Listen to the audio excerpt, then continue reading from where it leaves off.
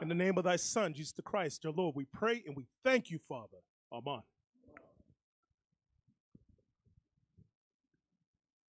Men Israel, sons of God, patient saints, sons of God, and salute. Salute. Down. Face sisters. To the honorable daughters of Sarah, we say shalom.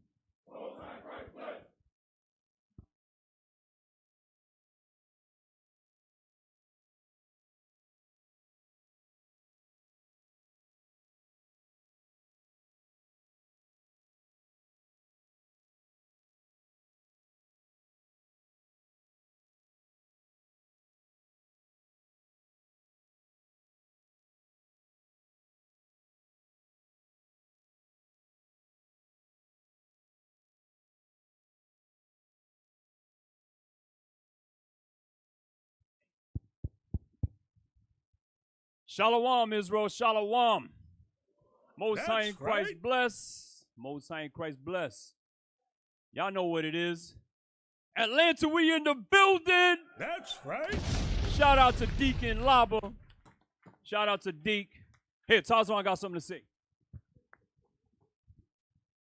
Y'all ready for Bishop to bring out this electrifying class, man? All praises to the Most High God. Let's give it up for the Most High. Hey, so you already know, get your pens, Bibles, Apocryphas, pen and paper, get your ears attentive to this word. Y'all know what time it is. Times are serious. All right. Bishop is going to bring fire today, y'all. What's the title of the class? Who know the title? Put the title up, the thumbnail. All right. Israel, 1948. Where will Armageddon take place? Y'all see Netanyahu up there looking like Hitler? Y'all see him? All right? Y'all see war is coming to America too, y'all. It's not just the Middle East, coming to America too. All right? So make sure y'all are attentive. Y'all got y'all minds ready, your biscuits ready to soak up this butter. All right? That's right. Bishop, you ready? All praises to the Most High. How you sisters doing this Sabbath? Brothers, how are y'all doing? Hey, give me a tissue. I got to get this candy out. I got a mint.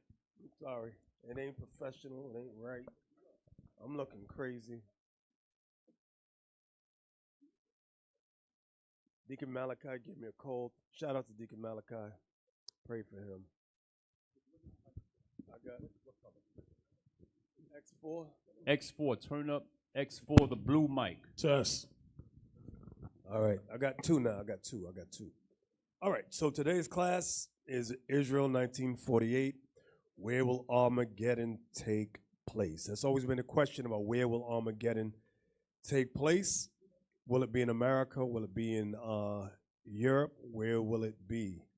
So we're going to go over that today. I don't know how many of you have heard it. How many of you recently have heard the word Nakba? Anybody heard that word Nakba? It means catastrophe or displacement through catastrophe. That's what happened in 1940. And if you notice in the news, they keep saying that October 7th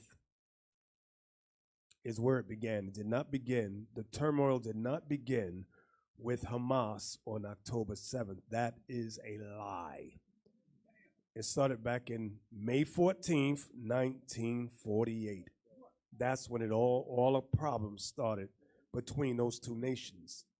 Now, what I'm going to do first, I'm going to open up with who we are. I'm going to prove who the real Israelites are through secondary sources.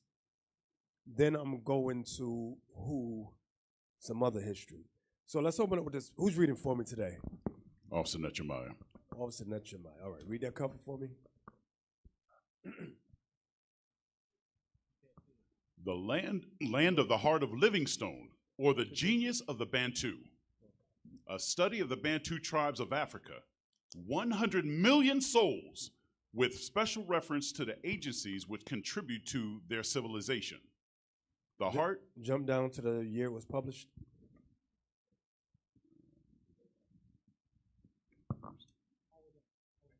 1920. All right, 1920, this book was published. I always tell you, brothers, to find the old books. Look for the older books. Give me the next page, please. The land of the heart of Livingstone. It is allowed that groups of Israelitish peoples have from time to time journeyed into the Upper Nile country. Raise it up. The contention has been made that the extraneous element of the Bantu was derived from tribes of Israel, which were first carried away to Babylon, as related in the scriptures, and who afterward, in whole or in part, migrated through Egypt into equatorial Africa, and through the mingling with native tribes, upon whom they imposed much of their own religion and customs, gave rise to the peoples now known as Bantu. Bantu is where they say that we all come from. Those sent on slave ships they said are Bantu Africans. Okay, but this book is letting you know that those are Israelites. Everybody see that? And they say that we mingled with the native tribes, meaning we mingled with the Philistines, the Canaanites, the Jebusites, although they no longer go by those names, we mingled with those tribes. We were part of the Homi Empire, the Songhai Empire. We were part of the Ashanti, so forth and so on.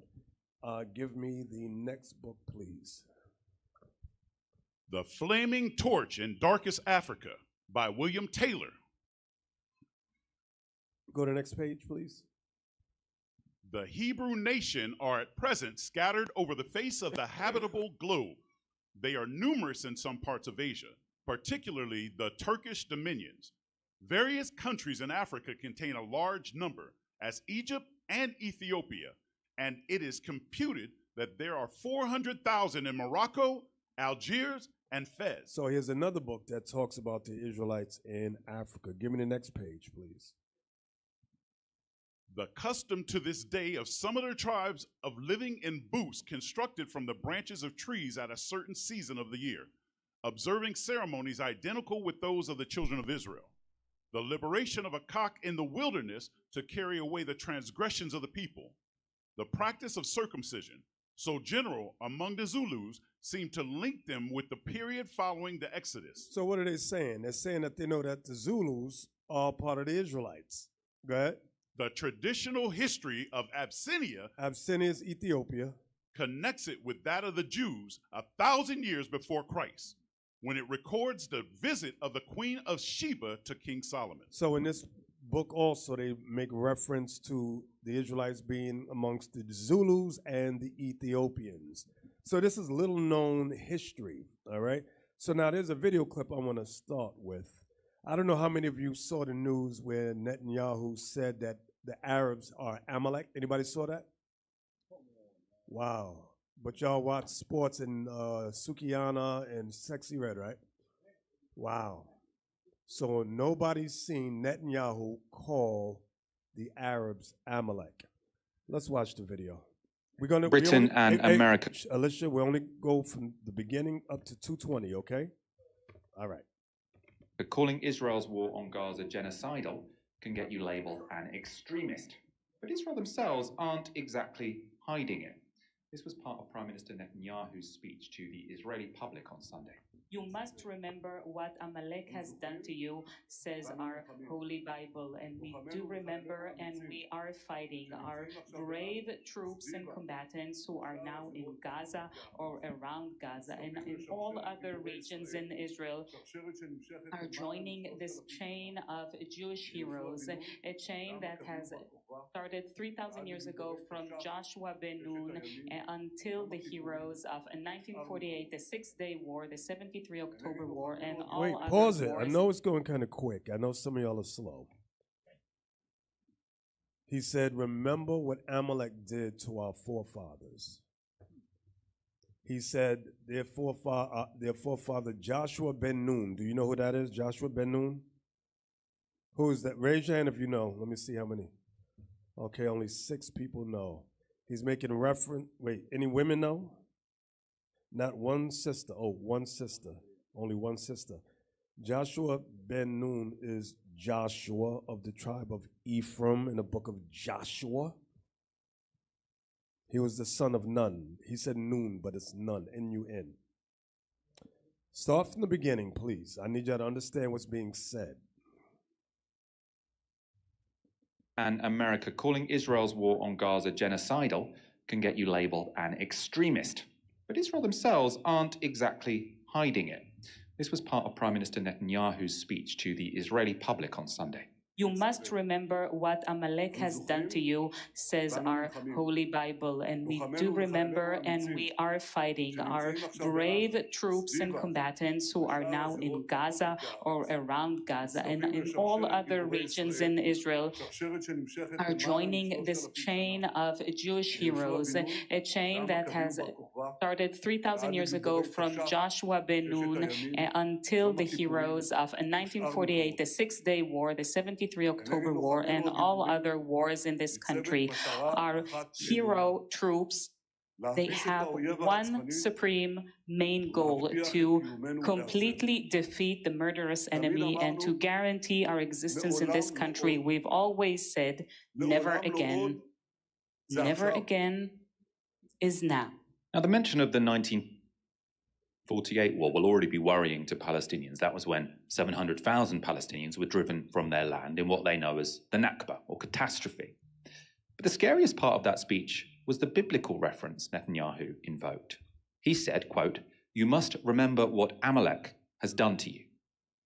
Now, my knowledge of scripture is not fantastic, but many people have now pointed out that in the Hebrew Bible, that Amalekites are described as the enemy of the Israelites, and this is what the Israelites are implored to do to the Amalekites. Now go and smite Amalek and utterly destroy all that they have and spare them not, but slay both man and woman, infant and suckling, ox and sheep, camel and ass. Right? So kill everyone, everything they own, all of them, men, women, infant and babies. Right? Terrifying.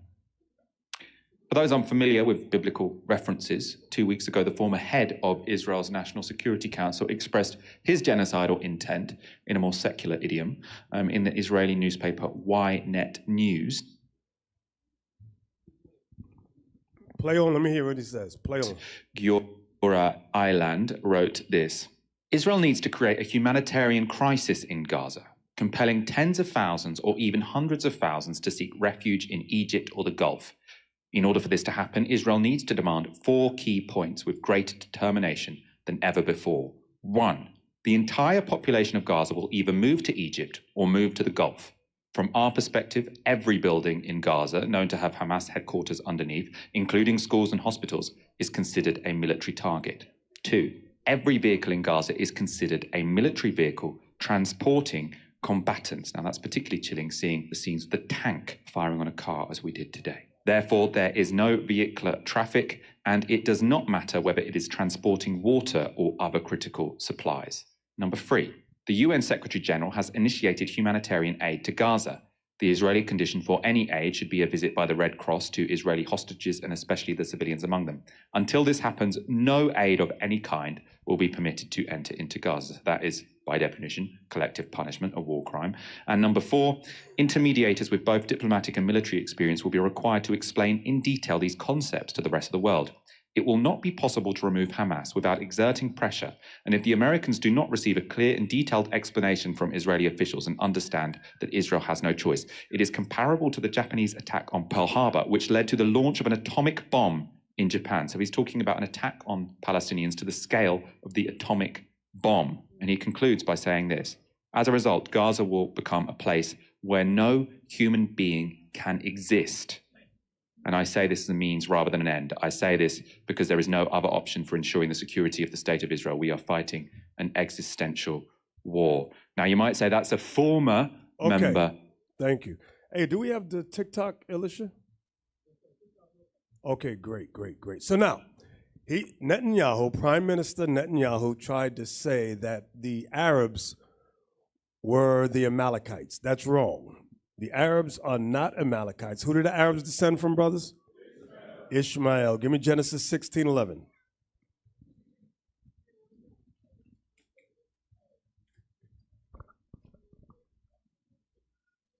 Genesis chapter 16, verse 11. And the angel of the Lord said unto her, Behold, thou art with child, and shalt bear a son, and shall call his name Ishmael. So Ishmael means affliction heard. Go ahead. Because the Lord hath heard thy affliction. And he will be a wild man. How wild? He'll be so wild, he will strap C4 on his chest and kill everybody in the room. Read it again. And he will be a wild man. So the nature of Ishmael is to be wild in terms of fighting, in terms of attacking. Go ahead. His hand will be against every man, and every man's hand against him. Mm-hmm. And he shall dwell in the presence of all his brethren. Meaning all his brethren. Remember, he had 12 sons. Ishmael had 12 sons, 12 princes. All those sons would live close to one another in that region. Okay, everybody understand that? All right, all right. So there are many ways to identify Ishmael in the Bible. So what I'll do off camera, I'll let the captains know by the various biblical names they go by in the Bible, which will help you younger men in your understanding of prophecy and what is to come. Give me the next book. All right, that is the Zondervan Compact Bible Dictionary. Let's look up Ishmaelite. Let's see what the scholars said about Ishmael. Read the highlighted section. All Arabs following Muhammad's example claim descent from Ishmael. All Arabs following Muhammad's example, meaning all Arabs following Islam that are Muslim, claim descent from Ishmael. So the scholars know all Arabs that are Muslim are of Ishmael. Everybody understand that, right? All right, let's go to the next video. Next video, please. Yep, let's play this one. But the point is right here that Hashem say, do not have mercy on the children. Kill all their children also. Why? There's no difference between them and their children. In 10 years from now, these children will attack you on the way. Hashem knows, God knows. You kill all men and all women, me'olel ve'ad yonek, even babies who breastfeed. Amazing. Mishor ve'ad seh, all oxes, all goats, camels, donkeys. Don't leave anything, any memory from this filthy nation. So that's what the Torah say. Someone is on the way to kill you now or in a year from now, you can kill him even now, a year before. You don't have to wait a minute before. You know this person will kill you. Statistically, that's what it always constantly repeat. So you're allowed to go and attack him first. Is to remember to erase the nation of Amalek, the memory of them even, not only physically to erase them from the face of the earth. Anything that reminds us about them is mitzvah to dismiss and to erase it from the face of the earth. We assume that it's the Germans, after we see what they did in the Holocaust, not only to the Jews, to the whole world. Wait, pause it. And now you notice he said he assumes the Germans are Amalek. Some of them were Amalek. They're scientists. They're tops wizards amongst them. That was Amalek. But guess what? He's Amalek. This guy right here, y'all listening to? Well, yeah, this guy, not you. I'm pointing to the screen. That guy is Amalek. So-called Jewish people are Amalek. Their job is to deceive everybody, to let you think Amalek is anybody else but them. Let's play on. Face of the earth. We assume that it's the Germans, after we see what they did in the Holocaust, not only to the Jews, to the whole world. And it's not only the Germans, it's most of the European countries. That's where Amalek is. Well, the European countries do have a large amount of Amalek in there too. And we're going to prove so he gave some half-truths. Right, it ain't the Arabs. And he didn't admit that he was Amalek. They are Amalek. I'm going to show y'all that too. Let's go into some secondary sources about Esau, Amalek. Give me the next book, If I Perish, I Perish, by W. Ian Thomas. Let's go inside the book. Read that. In the person of Haman, descendant So of... Haman, you read about him in the book of Esther. Everybody familiar with Esther, right? Y'all familiar with Haman, right? Read again. In the person of Haman, descendant of Agag, king of the Amalekites. Amalekite was added again. Y'all remember what Haman's job was? It was to make a union between the Greeks and the Persians. So Amalek, Haman, was a Caucasian man. Jump down to the next section. In this connection, it is interesting to note that Herod the Great, who in his attempt to kill the Lord Jesus, ordered the destruction of all the children in Next page. Bethlehem, 2 years of age and under, was an Edomite. According to John Peter Lange's commentary on Matthew, Herod the Great was the first sovereign of the Idumean race of Edomites, which from the year 40 before Christ reigned over Jerusalem under the supremacy of Rome. Herod was an Amalekite, descendant of Esau, and of the kith and kin of Haman. So this book here lets you know that Herod the Great was an Edomite. Now he gives you various names for the nation of Edom. Idumean, that's the same name, and Amalekite. That's one of the children of Esau. Okay? So it's all the same thing. Many times, many books will just say Esau or Edom as generic and not really break it down to which one is Amalek. We have to know that. All right? So from there, give me the next book, please. Who is Esau, Edom? Who wrote this book? Charles A. Weisman. So this is Amalek wrote this. Amalek wrote this. Give me next page. Read that. There may be justification. Read the whole thing, page 59. Yes, sir. Page 59. Esau proposed to kill Jacob. Genesis 27, verse 42. It was the seed of Esau that blighted the Judah nation and usurped the name of Jew. Usurped the name of Jew. Jew comes from Judah. Go ahead. There may be justification for the view that the seed of Esau became the first Jesuits who were called Jews. Oh, wait, read that again.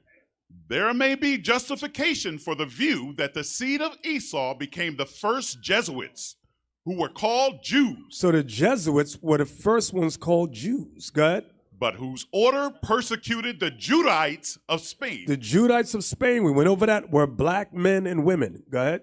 In an attempt to destroy them. So they wanted to erase us and take our place. So this will let you know that Esau took the name Jew from us. Everybody see that, right? And thank you, Atlanta, for not giving us a bomb when it comes.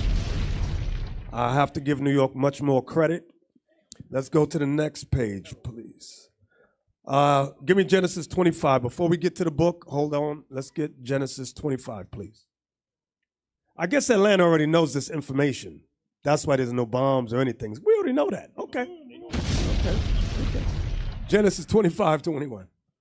Genesis chapter 25, verse 21. It's good when people know everything. I really admire Atlanta because they're the most knowledgeable of all the IUIC schools. This one knows more than all of them. Yeah, right. Genesis 25, 21, please. Genesis chapter 25, verse 21. And Isaac entreated the Lord for his wife because she was barren. And the Lord was entreated of him. And Rebekah, his wife, conceived. Mm-hmm.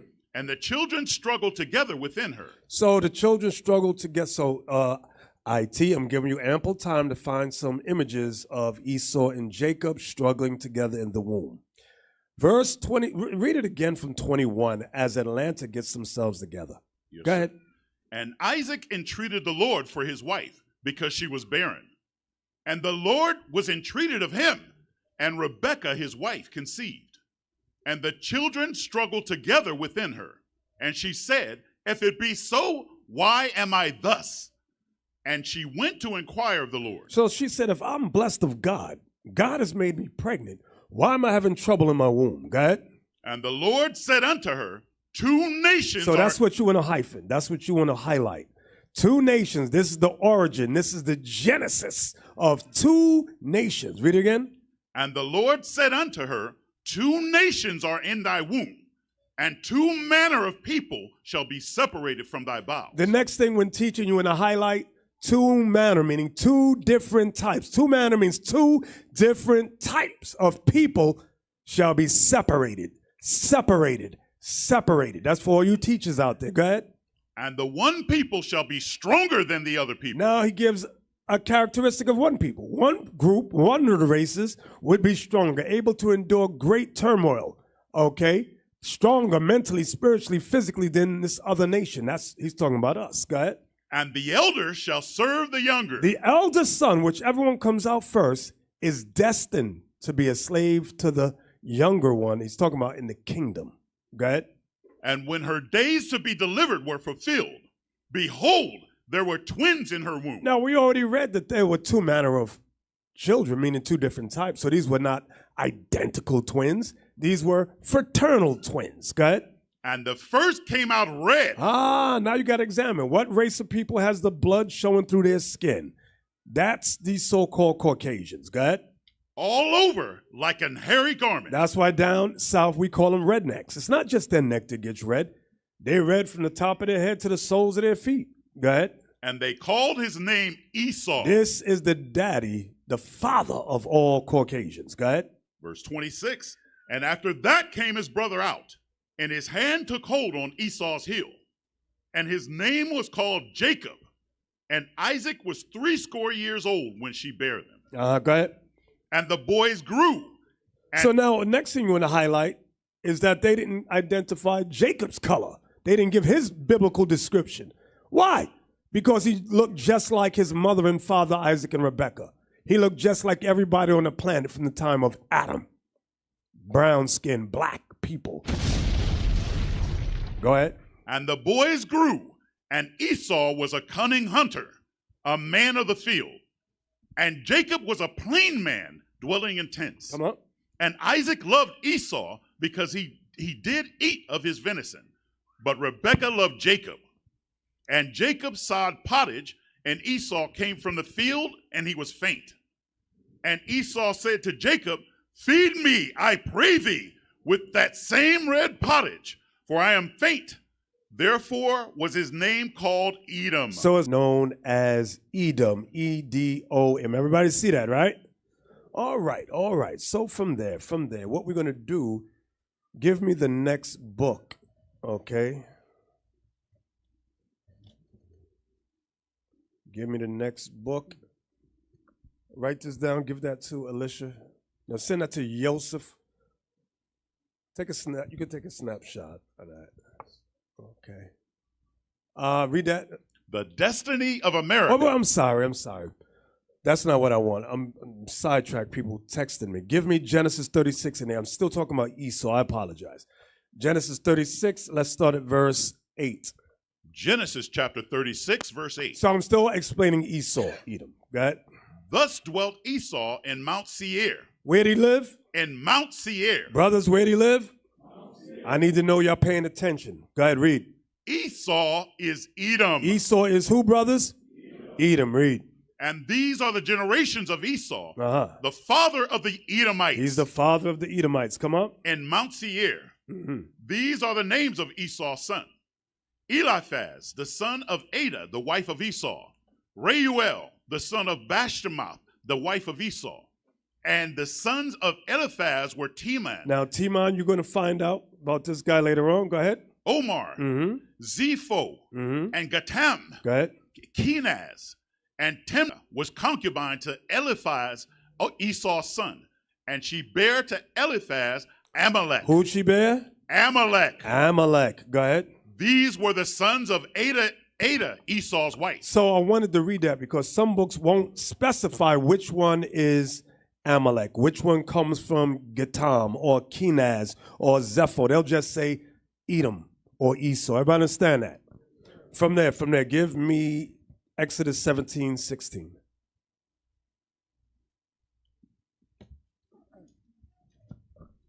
Exodus chapter 17, verse 16. For he said, because the Lord has sworn that the Lord will have war with Amalek from generation to generation. Y'all see that? The Lord swore that he would do what, brothers? Have war with Amalek from generation to generation. Don't be scared to say it. What did he say, brothers? Okay, all right, all praises. Now, which group we're going to find out wanted the land of Israel? Judges, Noah,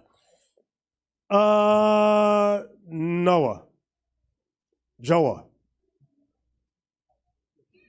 What We know which group wanted to have the land of Israel. Well, you look at me.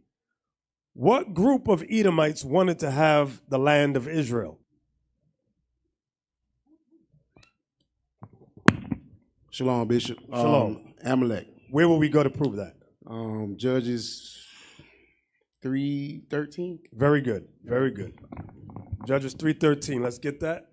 Judges chapter 3, verse 13. And he gathered unto him the children of Ammon and Amalek, And Amalek. Go ahead. and went and smote Israel, and possessed the city of palm trees. And possessed this city of palm trees. That's Phoenicia. Go ahead. So the children of Israel served Eglon, the king of Moab, 18 years. So what I want y'all to see is that Amalek, out of those nations that was just mentioned, it's always been Amalek that wanted the land. So now, let's go to the book, Destiny of America. Let's go to the book, The Destiny of America. Read that. The Destiny of America, with an appendix, Who are the Japanese? All right, let's go inside the book. Read that. The Edomite family named Teman. Name what? Teman. Didn't we read about Teman brothers? Okay. In Hebrew is Thaman, and linguistically identical with Theman, Alfman, Othman, Osman, or Ottoman. Y'all see that? Go ahead.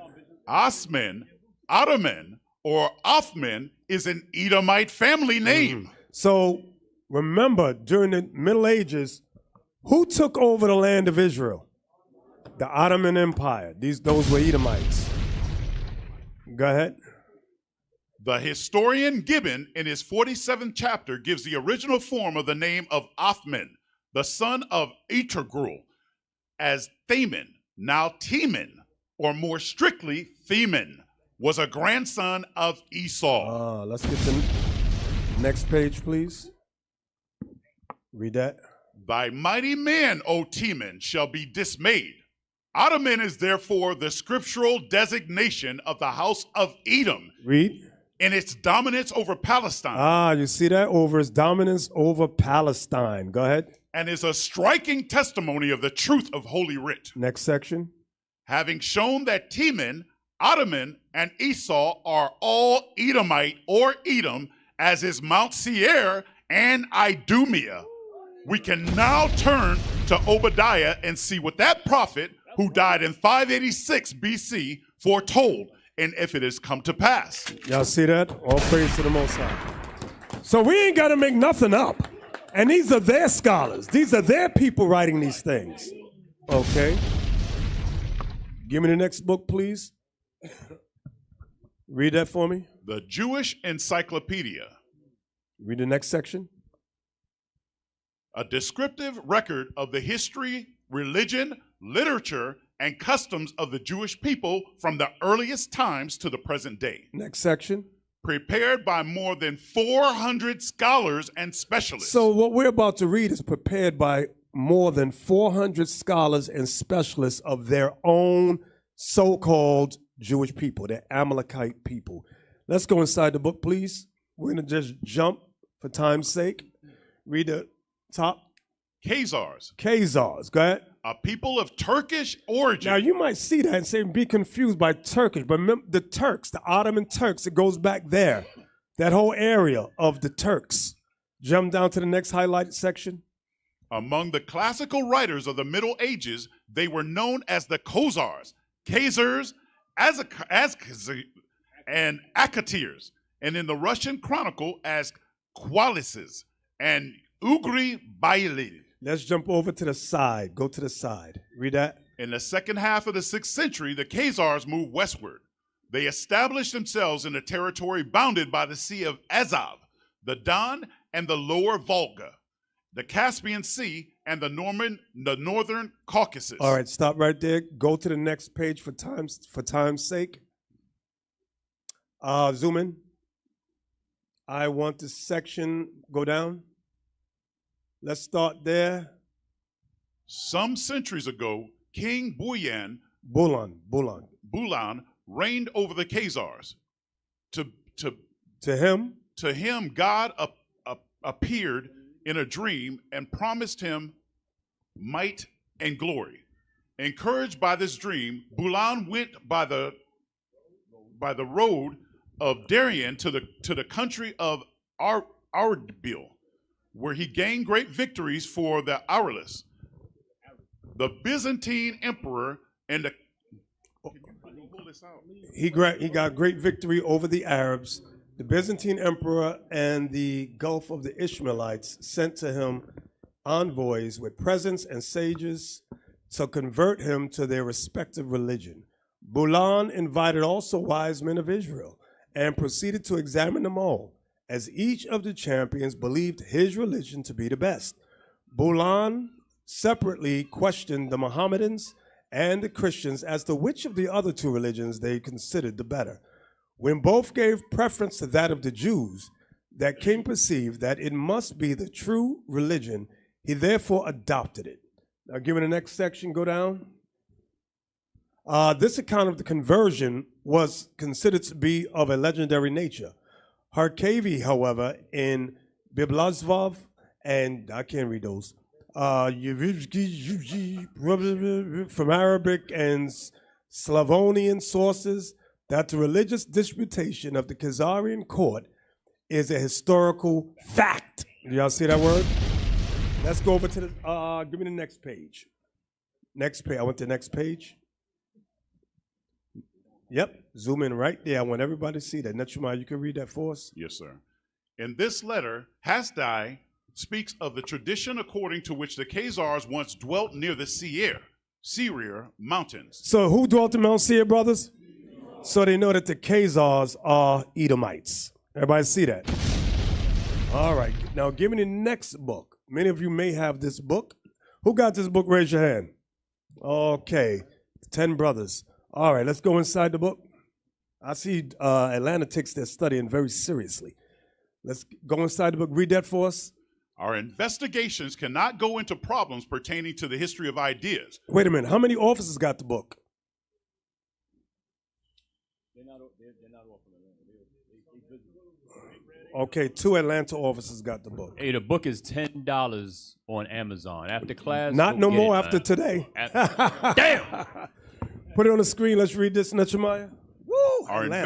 Our investigations cannot go into problems pertaining to the history of ideas, but we must call the reader's attention to the matter of the Khazar kingdom's state religion. It was the Jewish faith which became the official religion of the ruling strata of society.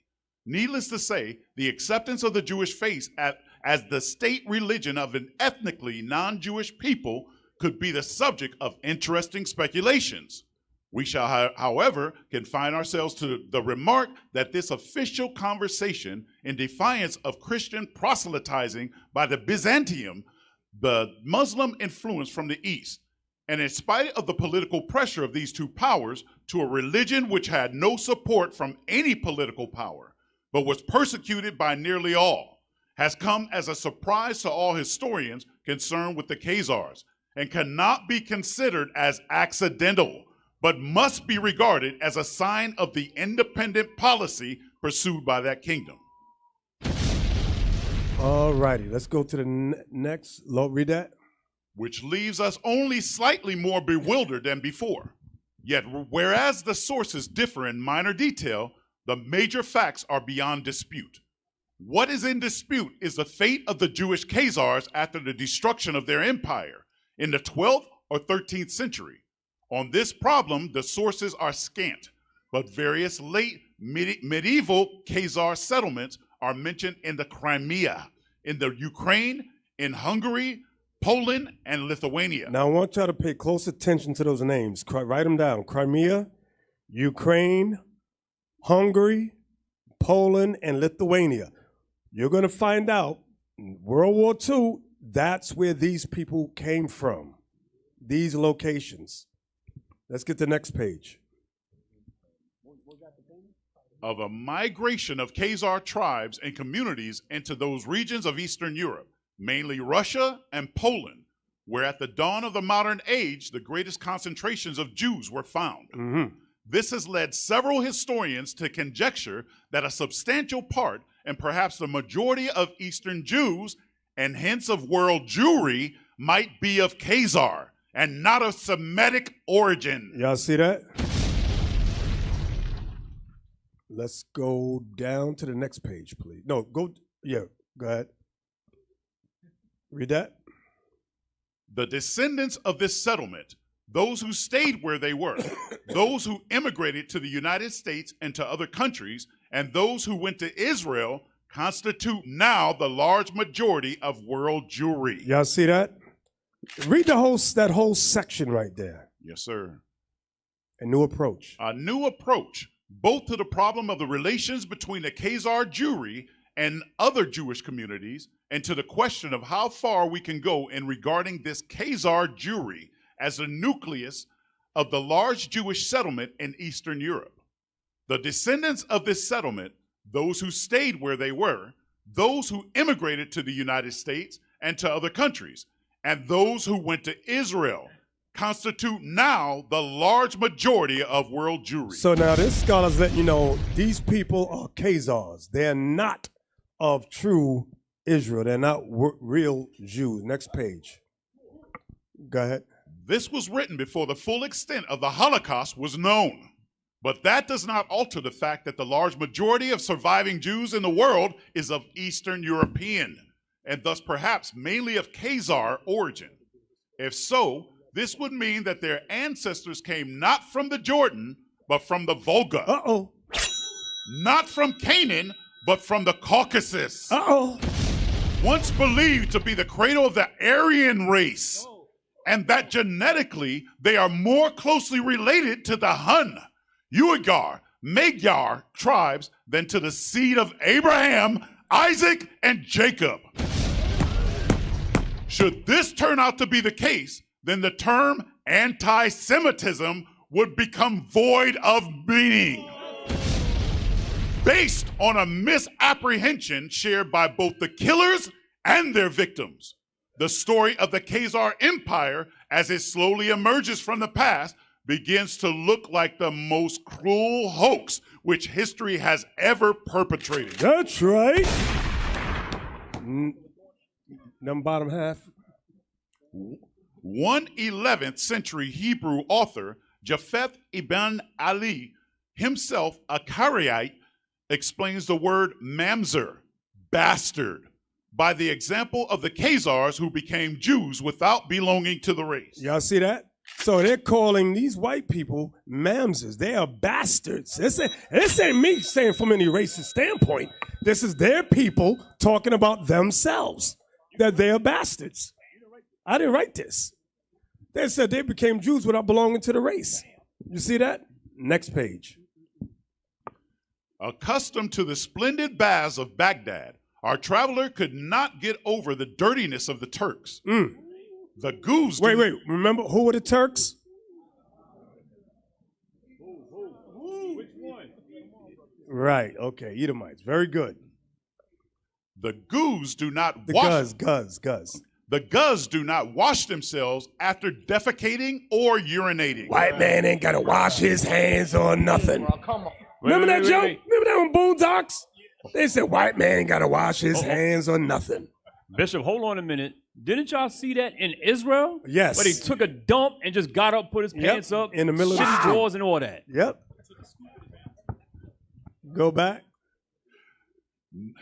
Nor do they bathe after seminal pollution or on other occasions. They refuse to have anything to do with water, particularly in winter. Let me ask y'all a quick. Do y'all see the one there with these black jackets and his dandruff everywhere? Oh, okay. Go ahead. When the Guz commander-in-chief took off his luxurious coat off brocade to don a new coat the mission had brought him, they saw that his underclothes were fraying apart from dirt. For it is their custom never to take off the garment they wear close to their bodies until it disintegrates. Hey, bro, come on now, dog. Another Turkish tribe, the Bashkirs, shave their beards and eat their lice. They search the folds of their undergarments and crack the lice with their teeth. Damn! Hey. When Ibn Fadlin watched a Bashkir do this, the latter remarked to him, "They are delicious." Damn! No, I didn't write this. I'm not being racist. This is what their scholars wrote. Give me the map. So as you can see, the Khazar Empire was vast. And there's the Guz at the bottom right. As y'all can see that right there? Okay, the Guz, that's who we just read about. So let's go back to the book. Give me the next section. Read that. The end of the Khazar Empire also signified the beginning of a new and unfortunate era for Jews. No longer did the Jews of Eastern Europe have a nation of their own. An independent Jewish state would not rise again until the establishment of Israel in 1948. So this scholar, when y'all read about Arthur Koestler, allegedly he committed suicide, him and his wife. But no, he was killed. You gotta do the finger. Allegedly. They murdered him. Mossad got rid of this guy, him and his wife. Okay? Next page, please. Next book.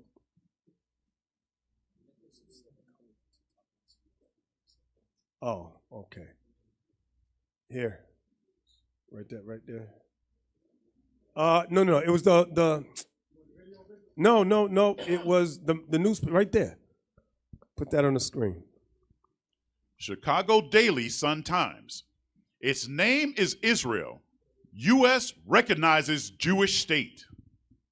So, now let's give me the next video. It's an Instagram video. Right there. Pay close attention. How many of you know that the Israeli flag, they call it the Star of David? King David had nothing to do with it. That is an occult hexagram. And the Israelis know it. Jews all over the world know it's a hexagram. They know it has Kabbalistic origins. It's esoteric. It's magical. Yes, mystical. And if you ever see any Freemason lodges in your city, just look up at the peak of the roof. And more than likely, you'll see that satanic star there. Right. And because Freemasons believe in it too. This is on my first trip to Jordan. When I started to walk down the path to the river, one of the Jordanian soldiers told me, do not make eye contact with the IDF soldiers across the river. Yes, I remember. Do you remember that? I remember that conversation. I go, what do you mean? He goes, don't even make eye contact with them. Don't look at them. They'll shoot. So if they'll shoot you for looking at them on the other side of the river, they want us to believe that a bunch of ragtag terrorists in paragliders and motor scooters and four-wheelers launched a massive attack on Israel, which is now today, they're saying, is comparable to the Holocaust. The Holocaust is now being tied into this. And God's unchosen people are at work today. Oh, you said unchosen. Wait, go back. Read it. Play it again. I want to hear it again. I want to hear the first part again. How many of you know that the Israeli flag, they call it the Star of David? King David had nothing to do with it. That is an occult hexagram. And the Israelis know it. Jews all over the world know it's a hexagram. They know it has Kabbalistic origins. In case anybody don't know what he's talking about, can you put a picture of the hexagram, please? 'Cause I know someone's in the audience talking about, yeah, that's it right there on the flag. That's the hexagram, the star. You got foolish black Hebrew Israelites who wearing that, now they're getting bust upside the head with flagpoles and their car ran into them because they're wearing this stupid, evil sign, okay?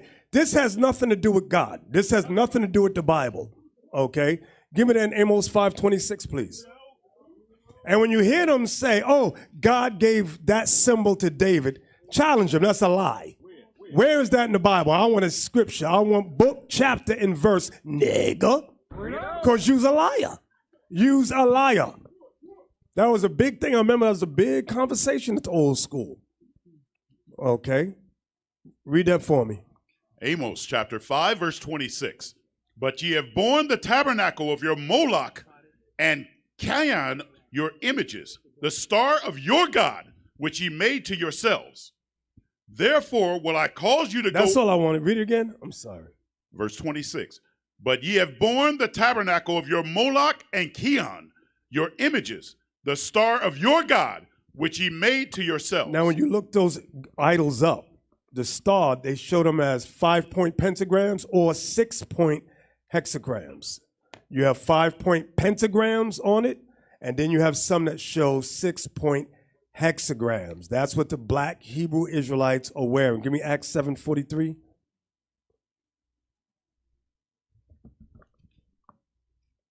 Acts chapter 7, verse 43.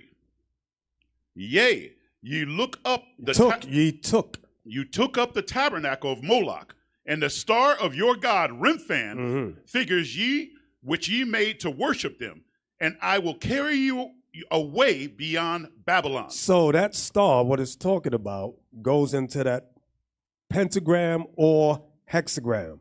It's the same demonic entity. Don't put that, I don't even want to show their face. Put them back up. I don't want to show no, because I don't want to give them no honor at all. That's right. Okay? Because they would love for us to show their images. That way they can go, we're famous now. No, you're going to stay in the dungeon where you belong. You black, dusty Hebrew Israelites. Stay in a dungeon. Now, give me the next picture. That ain't the one. Right, that's it right there. Read that. What does a Ukrainian coat of arms mean? Let's go to, many of you may not know what the Ukrainian arms even looks like. Give me the next one. That's it in the very center in gold. Next picture. That's it right there. That's the symbol of Ukraine. Give me the next one. Shaped as a trident. Okay, that's all I want. There's too much reading in this. Give me the next one. You can read this. The oldest image of the Ukrainian trident dates back to the 10th century, when the ancient state Kievan Rus was on the territory of modern Ukraine. It is assumed that the symbol was seen as a magical talisman. The symbol's most important use was when it was used as a seal and a dynastic coat of arms by members of the Rurik dynasty. It was depicted everywhere on coins. Wait, let me see who's thinking. Who was in Ukraine, brothers?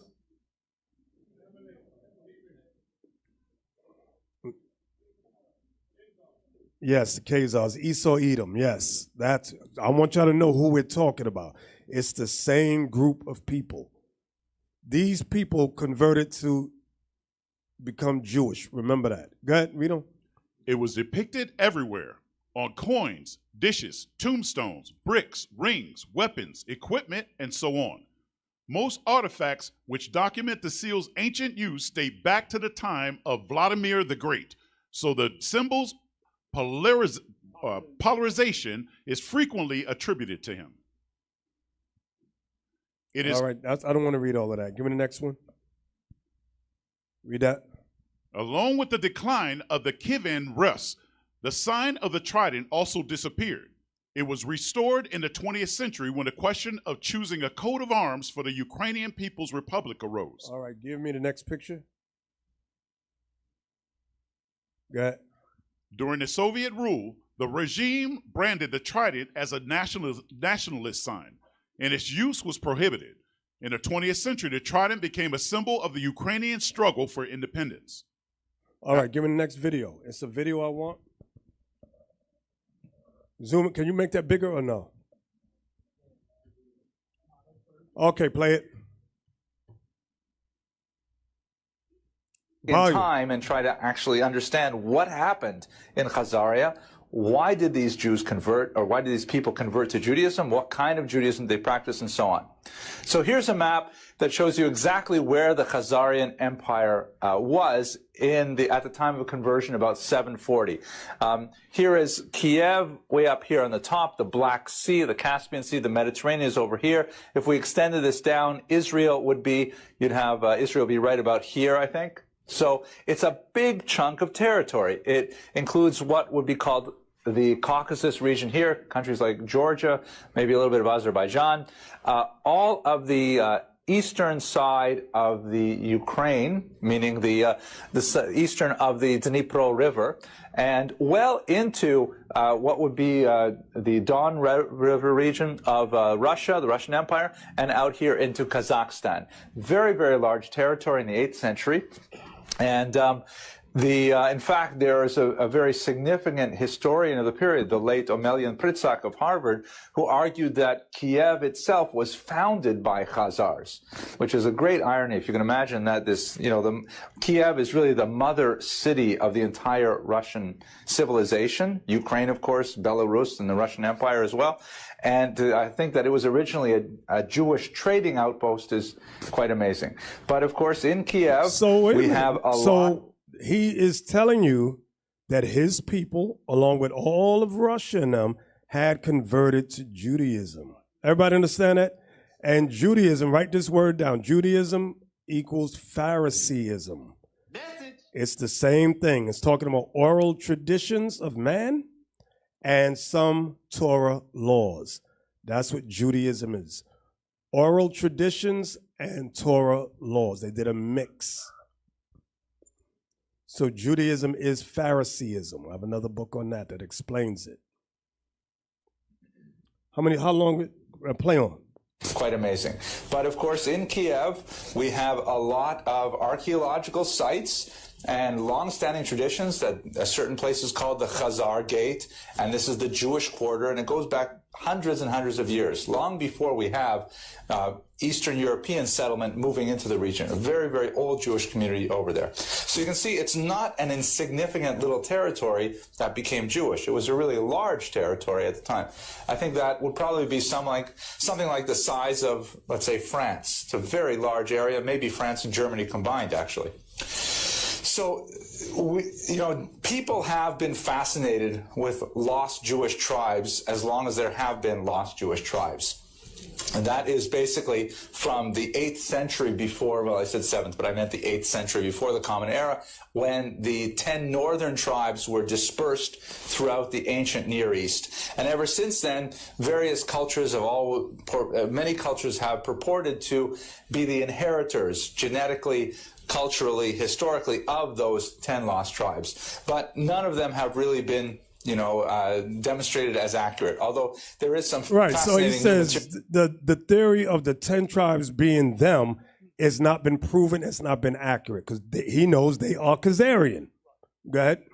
Coming out with DNA analysis. Stop! DNA analysis is a fraud. In order to say you descend from King David, for example, whose DNA do you have to have? They ain't got none of their DNA. So it's all a sham, it's a hoax, it's fraudulent. Play on.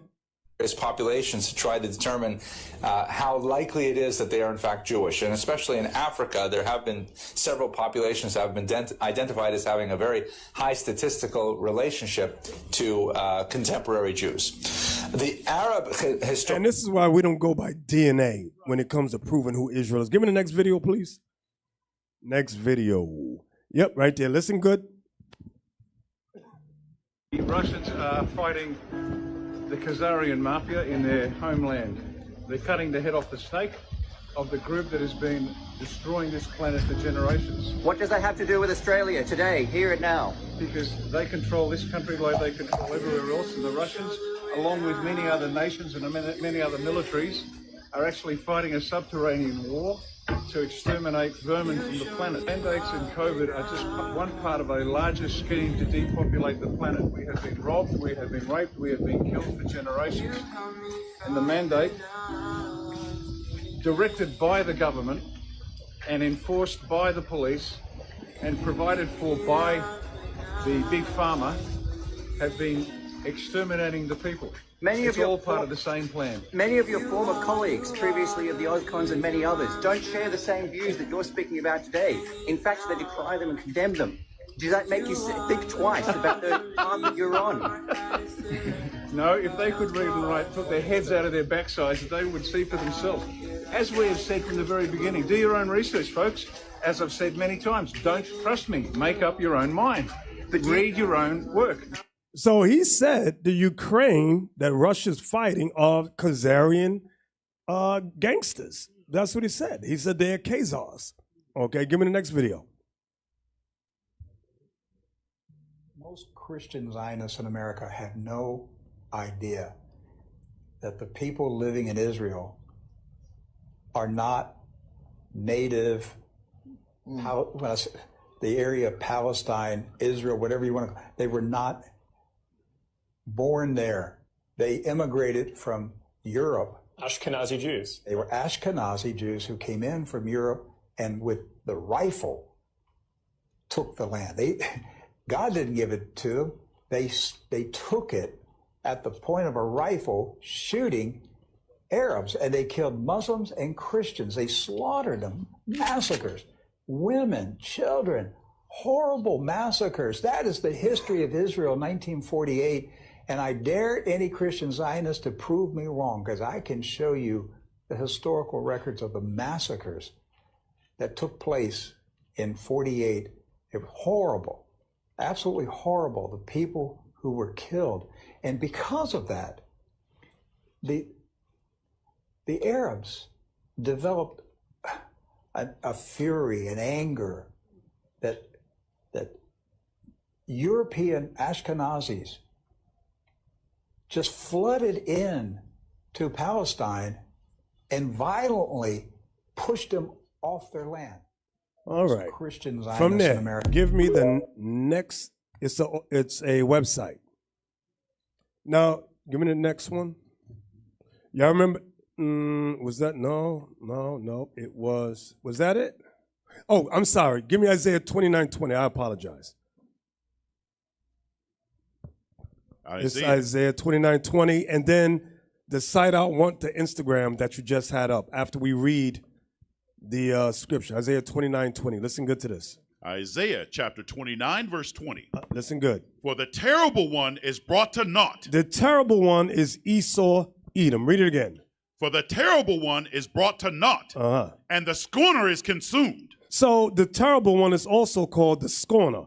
What are they scorning against? The word of God. They scorn against the scriptures. They scorn against God's truth. Go ahead. And all that watch for iniquity are cut off. Read that part again.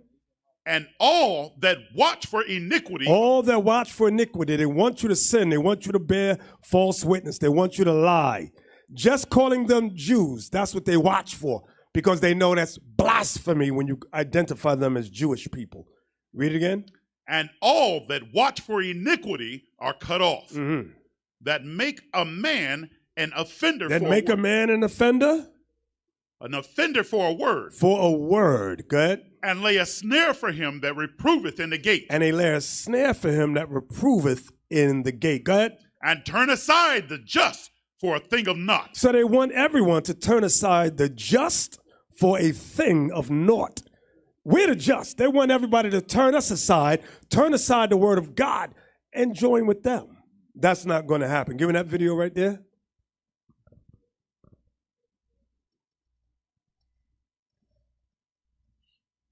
I want you to tell me if all these thoughts connect.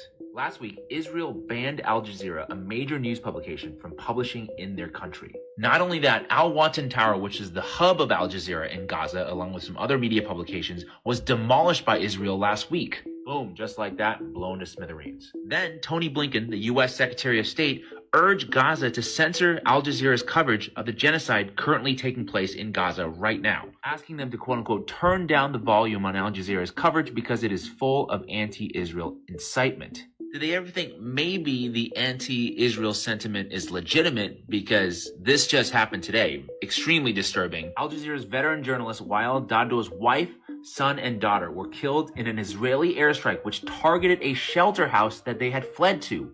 Wael received the news while on air covering the nonstop Israeli strikes on Gaza. Just heartbreaking to watch.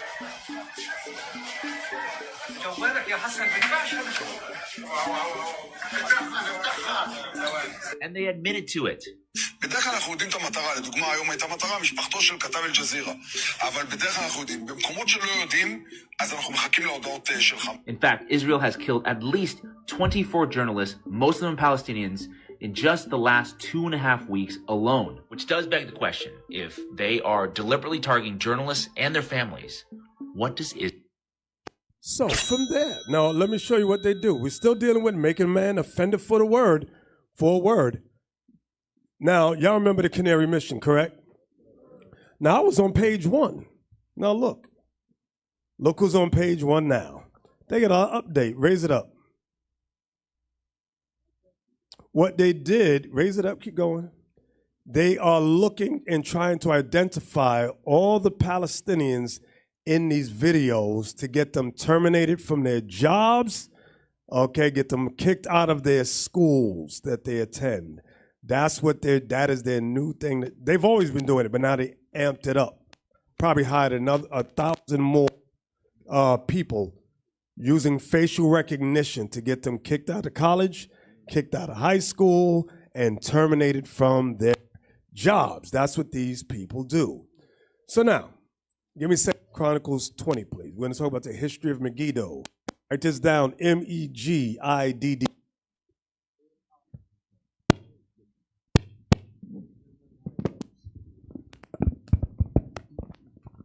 All right.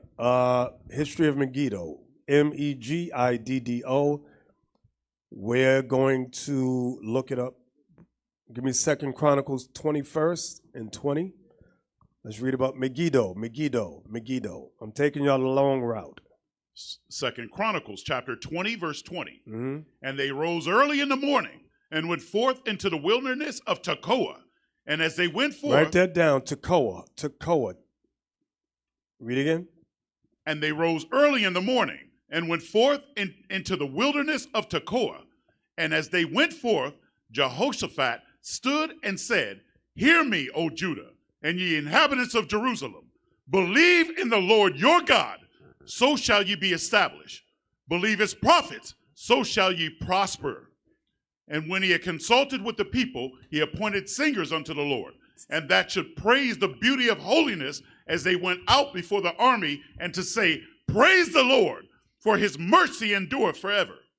And when they began to sing and to praise the Lord, set ambushments against the children of Ammon, Moab, and Mount Seir, which were come against Judah, and they were smitten. For the children of Ammon and Moab stood up against the inhabitants of Mount Seir, utterly to slay and destroy them. So the Lord turned Ammon and Moab against the Edomites. Go ahead. And when they had made an end of the inhabitants of Seir, everyone helped to destroy another. They fought each other. Go ahead. And when Judah came toward the watchtower in the wilderness, they looked into the multitude, and behold, they were dead bodies fallen to the earth, and none escaped. Mm-hmm. And when Jehoshaphat and his people came to take away the spoil of them, they found among them in abundance both riches with the dead bodies, and precious jewels, which they stripped off for themselves, more than they could carry away. And they were 3 days in gathering of the spoil. It was so much. And on the 4th day, they assembled themselves in the valley of Barakah, for they blessed the Lord. Therefore, the name of the same place was called the Valley of Barakah unto this day. And they returned every man of Judah and Jerusalem and Jehoshaphat in the forefront of them, to go again to Jerusalem with joy.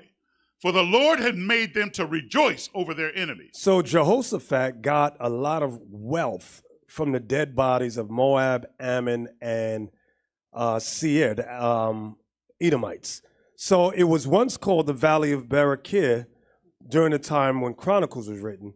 But then it later, write this down, it later became known as the Valley of Jehoshaphat, because Jehoshaphat gathered all the wealth from the Valley of Barakah.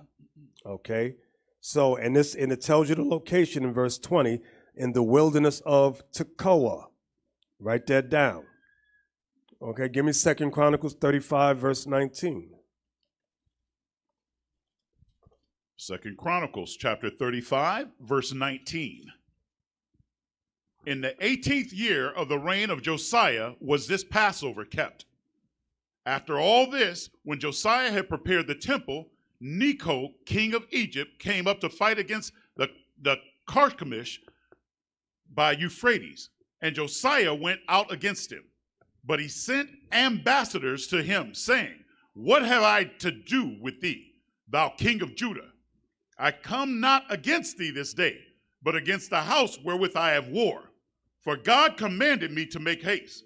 Forbear thee from meddling with God, who is with me, that he destroy thee not. Mm-hmm. So in other words, he's telling them to do what? Mind your business. Go ahead.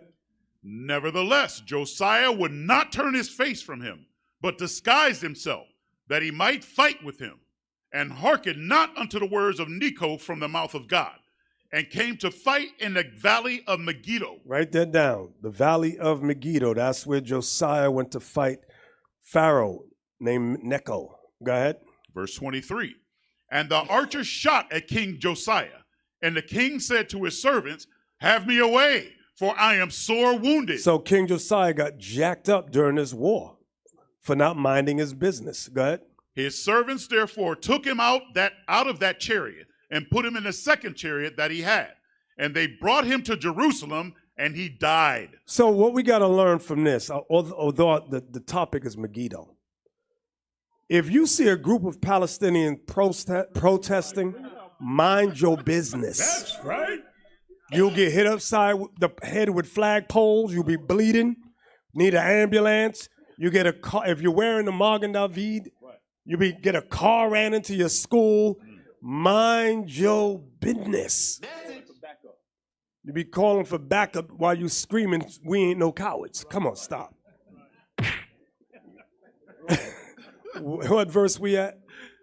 We're at the bottom of verse 24, Bishop. Go ahead. And was buried in one of the sepulchres of his fathers. And all Judah and Jerusalem mourned for Josiah. And Jeremiah lamented for Josiah. And all the singing men and the singing women spoke of Josiah in their lamentations to this day, and made them an ordinance in Israel. And behold, they are written in the Lamentations. So that Lamentations is not the same one that Jeremiah wrote. It's different. So what I want y'all to see is that they wept and mourned for Josiah. Where they mourned for him at? Where was this take place, brothers? Megiddo. Megiddo. Write that down. Give me that. Put that on the screen. Read that, Nathanyel. Megiddo. Easton's Bible Dictionary, Megiddo. Place of troops. So it means place of troops. Go ahead. Originally one of the royal cities of the Canaanites, in Joshua 12:21, belonged to the tribe of Manasseh, Judges 1:27, but does not seem to have been fully occupied by the Israelites till the time of Solomon in 1 Kings 4:12, 9, and 15. The valley or plain of Megiddo was part of the plain of Esdraelon, the great battlefield of Palestine. It was here Barak gained a notable victory over Jabin, the king of Hazor, whose general Sisera led on the hostile army. Barak rallied the warriors of the northern tribes, and under the encouragement of Deborah, the prophetess, attacked the Canaanites in the Great Plain. The army of Sisera was thrown into complete confusion and was engulfed in the waters of the Kishon, which had risen and overflowed its banks. Judges 4 and 5. So you notice the great confusion amongst those armies is very similar to what we read in 2 Chronicles 35. So now, from there, let's go to Joel 3 and 2.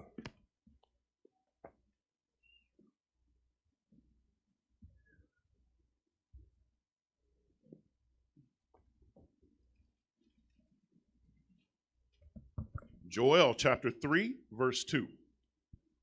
I will also gather all nations and will bring them down into the valley of Jehoshaphat. Where was the valley of Jehoshaphat, brothers? Right, Tekiah, which is it's the same area as Megiddo. It's the same area. Okay, read. And will plead with them there for my people and for my heritage Israel, whom they have scattered among the nations. They scattered us among the nations. Hold that. Give me Deuteronomy 28:64.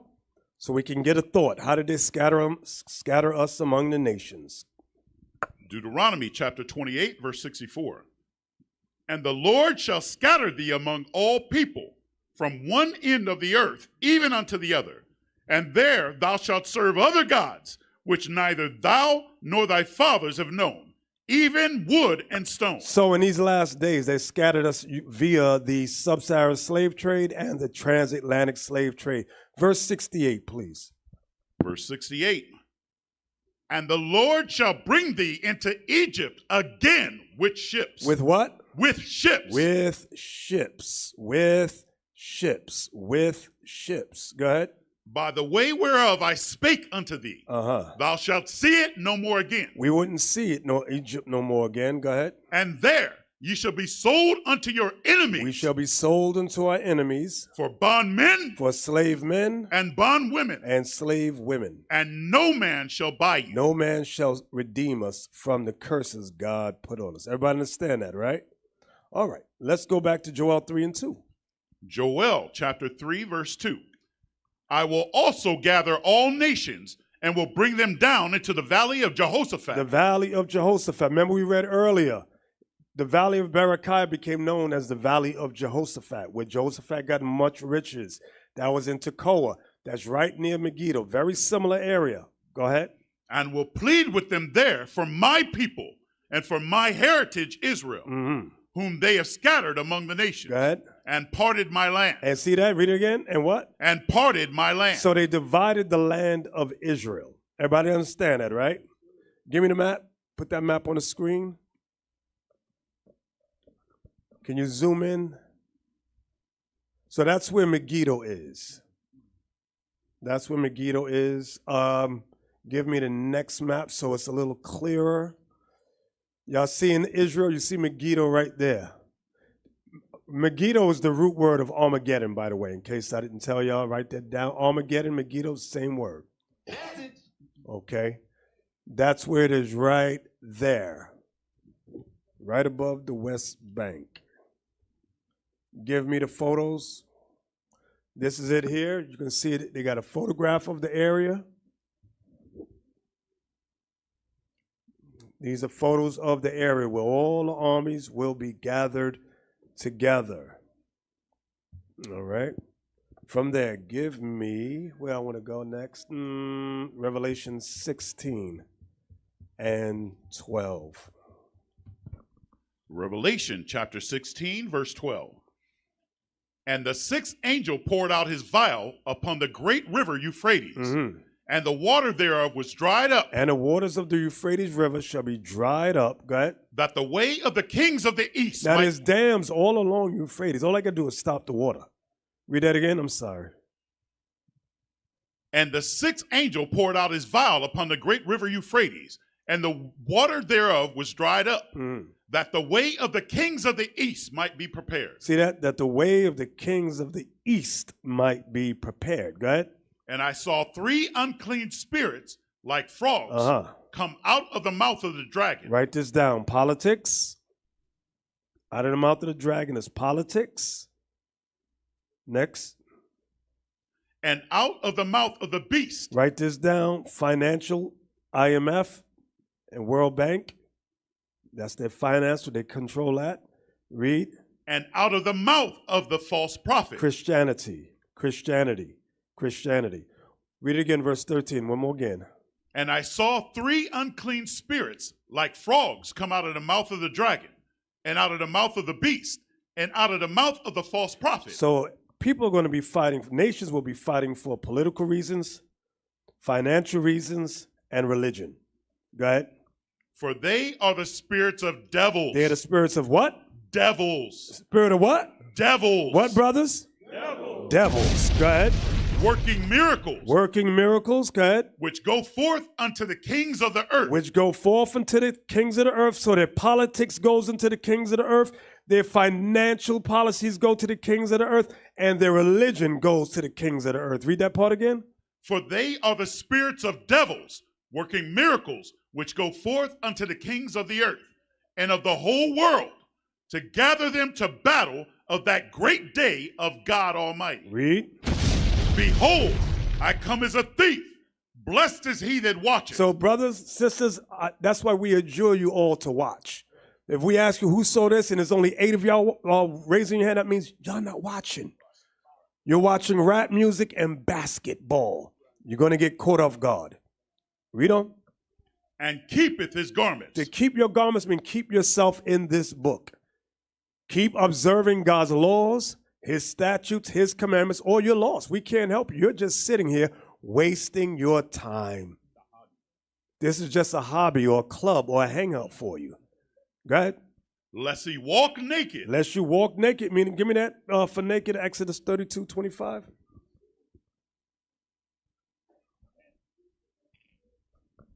Exodus chapter 32, verse 25. And when Moses saw that the people were naked, for Aaron had made them naked unto their shame among their enemies. That's all I wanted. Going back to Revelation 16:15. Revelation chapter 16, verse 15. Behold, I come as a thief. Blessed is he that watcheth. Blessed is he that watcheth. You got to watch using the Bible and what's happening in the world. Go ahead. And keepeth his garments. Your garments is the word of God. Like it says, and give me that precept in Romans 13, put you on the whole armor. That one, Romans 13, I forgot the verse. Might be around verse 13, 12, something like that.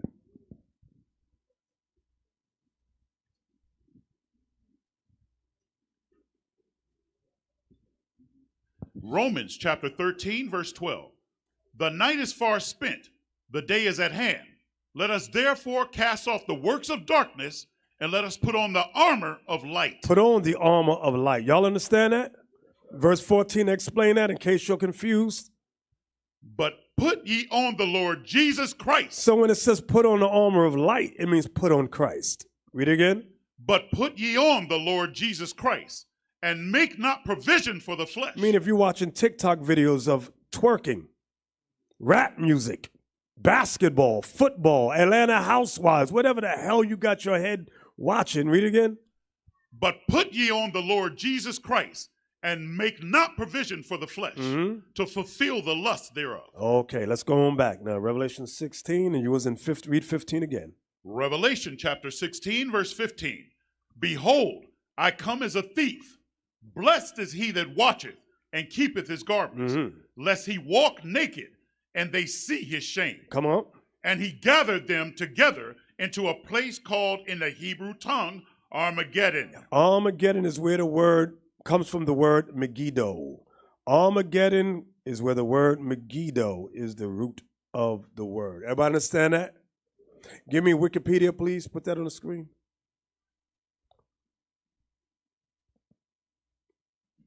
Read that. Armageddon. According to the book of Revelation in the New Testament of the Christian Bible, Armageddon from ancient Greek, Armageddon, late Latin, Armageddon, from Hebrew, Ha-Magiddo. Armageddon. Y'all see Megiddo, right? It's the same word. That's what I want y'all to understand. So here it says Hebrew, in Hebrew is Armageddon, but it comes from Megiddo. Go ahead. Is the prophesied location of a gathering of armies for a battle during the end times, which is variously interpreted as either a literal or a symbolic location. It's a literal location. I'm going to show you that too. Go ahead. The term is also used in a generic sense to refer to any end-of-the-world scenario. In Islamic theology, Armageddon is also mentioned in Hadith as the greatest Armageddon, or Al-Malhuma Al-Kubra, the great battle. The Mount of Megiddo in northern Israel is not actually a mountain, but a tell, a mound or hill created by many generations of people living and rebuilding at the same spot. So that's the photo that I showed y'all earlier at the top right. Go ahead. On which ancient forts were built to guard the Via Maris, an ancient trade route linking Egypt with the northern empires of Syria, Anatolia, and Mesopotamia.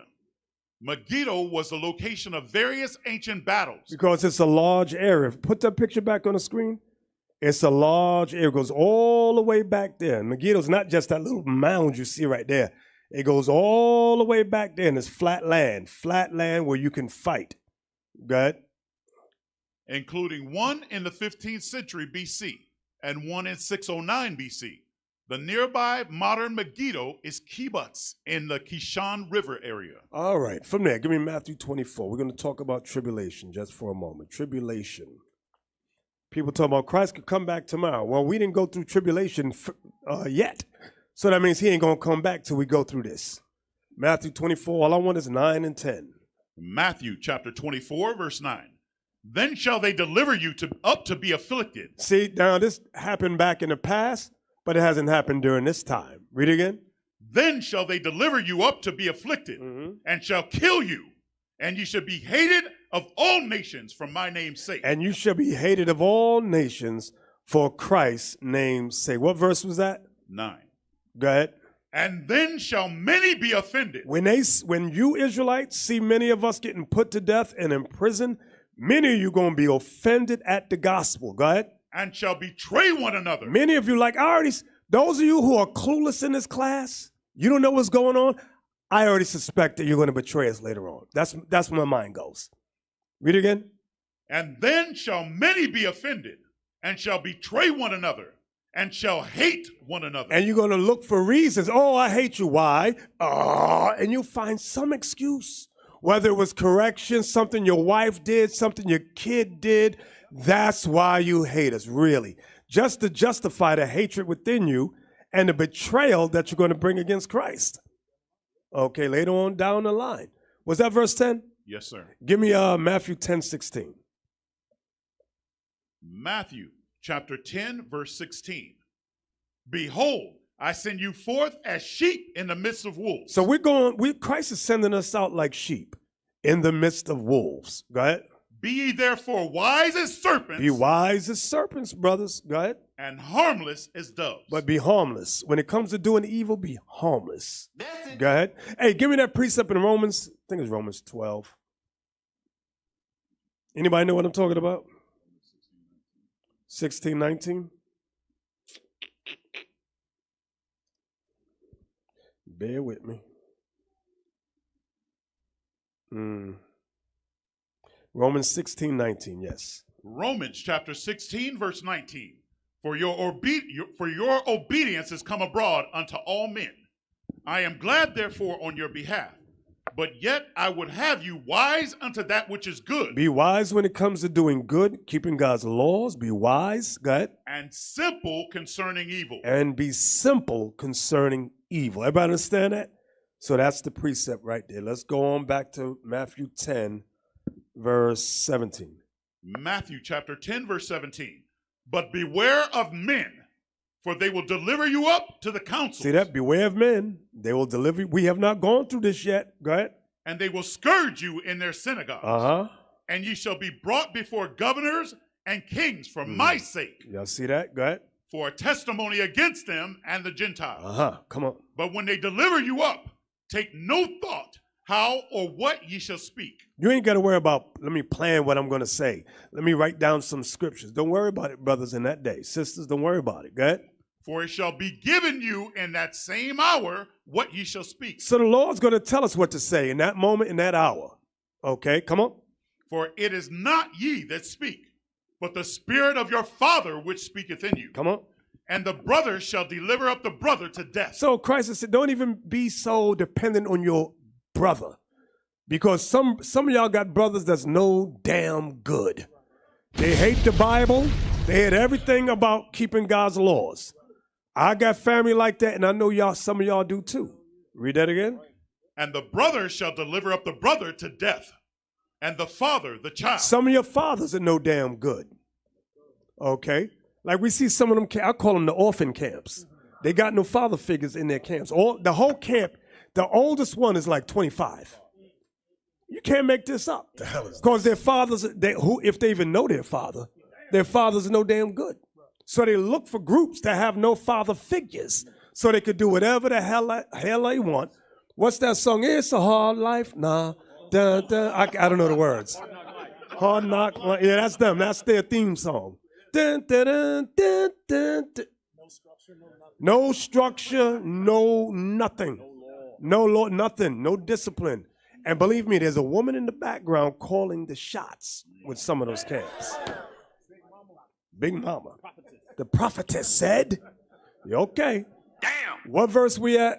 Verse 21, Bishop. Go ahead.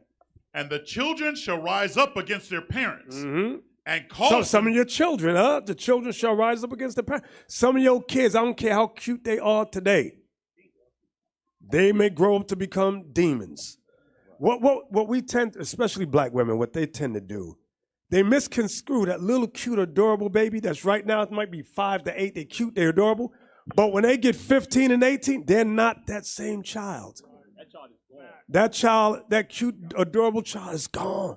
Satan's going, gotcha, bitch. I'm telling y'all straight. I've seen it. I've been in truth 30 years. I've seen kids grow up and become demons on earth. But they were so cute. They were so adorable. They didn't stay like that. And it's nothing you can say the parents did wrong. The parents had them in the truth, teaching them the Lord, but when they came of age, they decided, I don't want to do this no more. Read that again, Nathanyel. And the brother shall deliver up the brother to death. It's just like some of you husbands in here. You're only here because your wife has forced you to be here. Can I get a bomb on that one? I'm not getting a bomb because he know that's him. Damn! Damn! Now we get the bomb. I'm telling from what I've seen, some of you men are only here. You officers, some of y'all are full of shit. I'm telling you straight. You purple, a lot of you purple shirts are full of SHBS. Sugar honey iced tea. Can I say that one? That's nice. Sugar honey, I already said it, right? I'm gonna tell y'all straight. I'm from school to school. All right, black shirts. Well, we don't know you yet, but I'm got my fingers crossed for y'all. Thumbs up to y'all. Because a lot of them, and I'm not saying all the purple shirts, but a vast majority of them brothers, you see, they don't believe. They just say they want this side of the room. They want booty. Then when they get this woman, you don't see them no more. You don't see them no more. Or they get that one job. Hey, bro, can I get a job? You hook them up with a job? Yeah. Now they're gone. They don't see you no more. Bishop, that's why they ain't buying the books. There you go. There you go. Damn! Where we at now? Verse 21. Come on. And the brother shall deliver up the brother to death. Now, if you in your feelings now, that means you what? You guilty. A hit dog will holler. When the elders used to say that to us, it was like water off my back. I knew he wasn't talking to me. See, he ain't talking about me. He might be talking about you. He might be talking about you and you and you. He ain't talking about me. Because I knew what I believed in. But if you mad right now, that's because it's you, nigga. It's you. Where we at? I'm sorry. Verse 21. Okay. And the brother shall deliver up the brother to death, and the father the child. And the children shall rise up against their parents, and cause them to be put to death. Mm-hmm.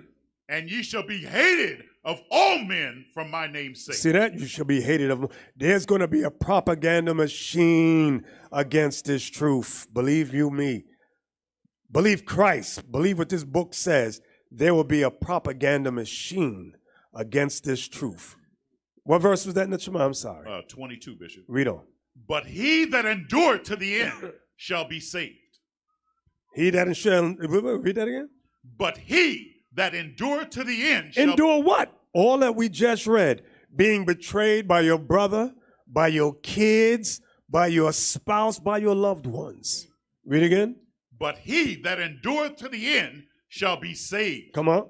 But when they persecute you in this city, flee ye into another. This is why we got that Underground Railroad set up. When things pop off in one city, there are places to go in the next city.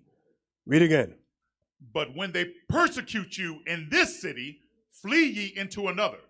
For verily I say unto you, ye shall not have gone over the cities of Israel till the Son of Man be come. So that part right there, ye shall not have gone over the cities of Israel till the Son of Man be come. Meaning we will not have reached all Israelites. This is why the Lord said, I will have mercy on whom I will have mercy. Because we will not be able to reach everybody scattered to the four corners of the earth. Read on.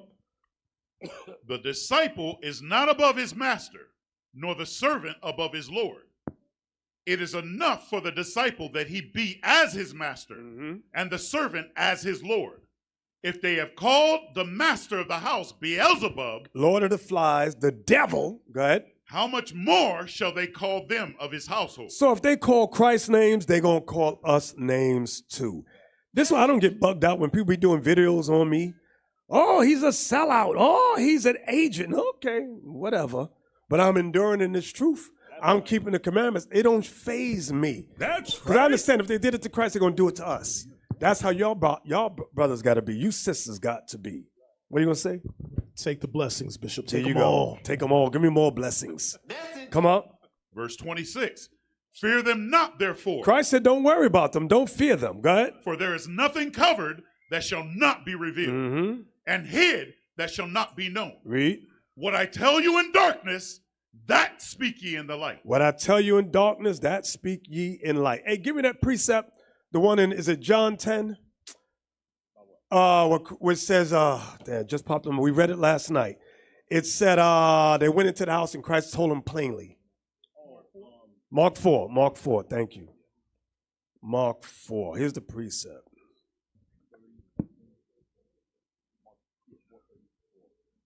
Mark 4, verse 34. Mark chapter 4, verse 34. Start at 33. Verse 33. And with many such parables Parable means illustrated story, dark sayings. Go ahead. And with many such parables spake he the word unto them, as they were able to hear it. But without a parable spake he not unto them. And when they were alone, he expounded all things to his disciples. He told them plainly exactly what them parables meant. Everybody understand that? So now that goes back to what we just read in Matthew 10 and verse 27. Matthew chapter 10, verse 27. What I tell you in darkness, that speak ye in light. And what you hear in the ear, that preach ye upon the house. Think about it. Christ couldn't say, hey, Rome is the devil. Right. He couldn't say that plain in front of everybody. It'd be like, what? Kill him. They would have killed him a long time ago. So what he did, he said parables. Then when he got privately with the disciples and he asked them, this is what I'm talking about. For example, let me give you an example. Matthew 24, give me that. I'm going to give you an example. And verse, is it 15? Matthew chapter 24, verse 15. When ye therefore shall see the abomination of desolation spoken of by Daniel the prophet stand in the holy place. So standing in the holy place was the temple in Jerusalem. So who was the abomination of desolation? Who was that, brothers? So Christ is calling Rome, Christ is calling the white man the abomination of desolation. You don't think the people at that time was like, who was the abomination? What is he talking about? I guarantee you the church to this day, they don't know who the abomination of desolation is. And they ain't trying to know. Christ is calling them the devil the Bible speaks of. So let's go on back to Matthew 10 and verse 27. Matthew chapter 10, verse 27. What I tell you in darkness, that speak ye in light. And what you hear in the ear, that preach ye upon the house. So Christ said, what I'm telling y'all in the dark, I want you to pronounce it plain before everybody. Go ahead. And fear not them. Oh, why you say that? Because what we're saying, people going to hate us. People going to say, you're terrorists. You are anti-Semites. You are Beelzebub. You are this, you are that. Read it again. And fear not them which kill the body. Because they're going to want to kill us. Go ahead.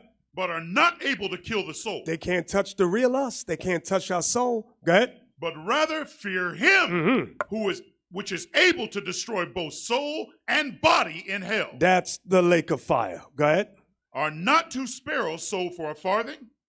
And one of them shall not fall on the ground without your Father. So death only comes once the Father allows it. Nobody dies without the Father saying, it's time. Go ahead. But the very hairs of your head are all numbered. The very hairs of your head are numbered. Come on.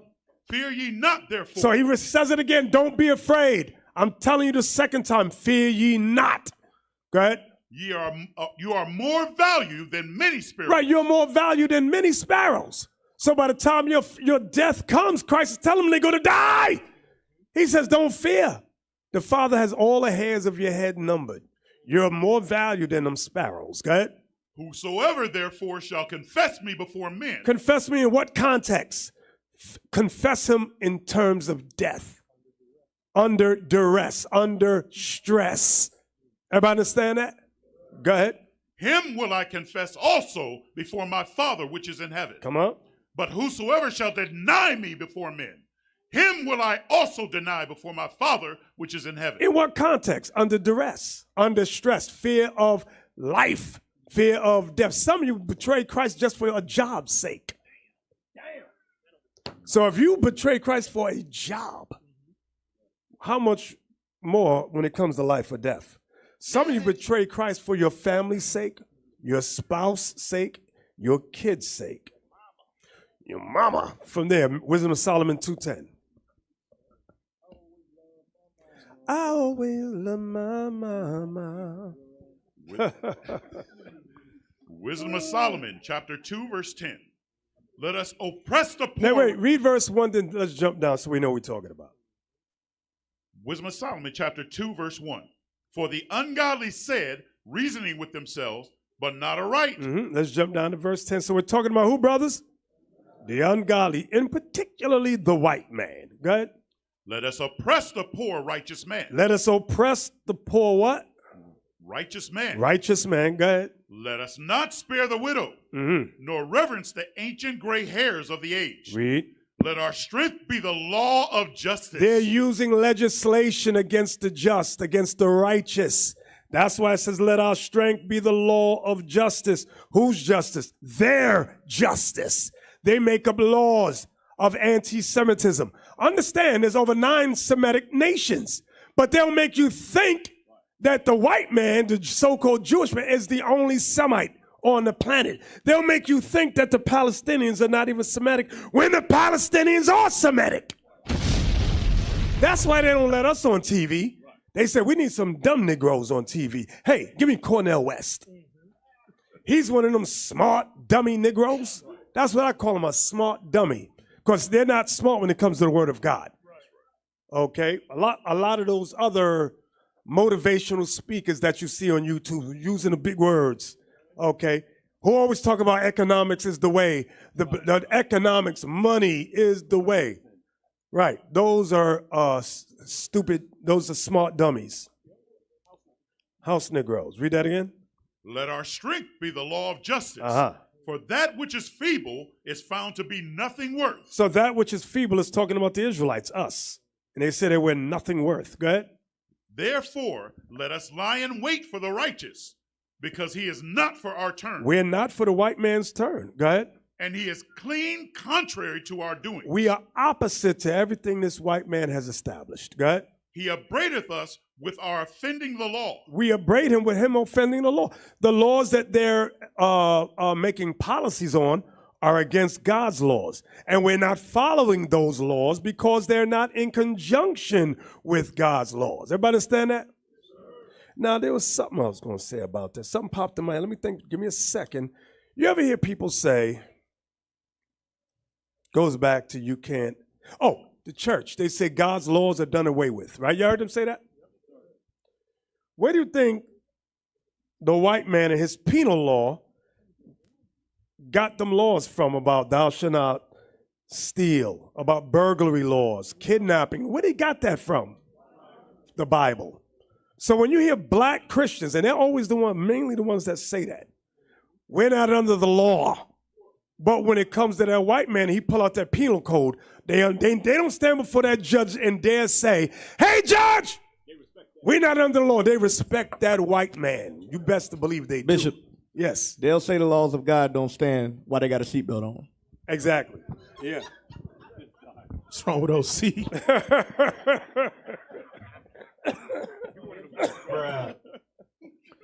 They'll be going to jail doing big time for manslaughter, burglary, assault, kidnapping, things of that nature, stealing, and nobody, not one, and them women and the mothers in the church will not, they're in there because it's their kids.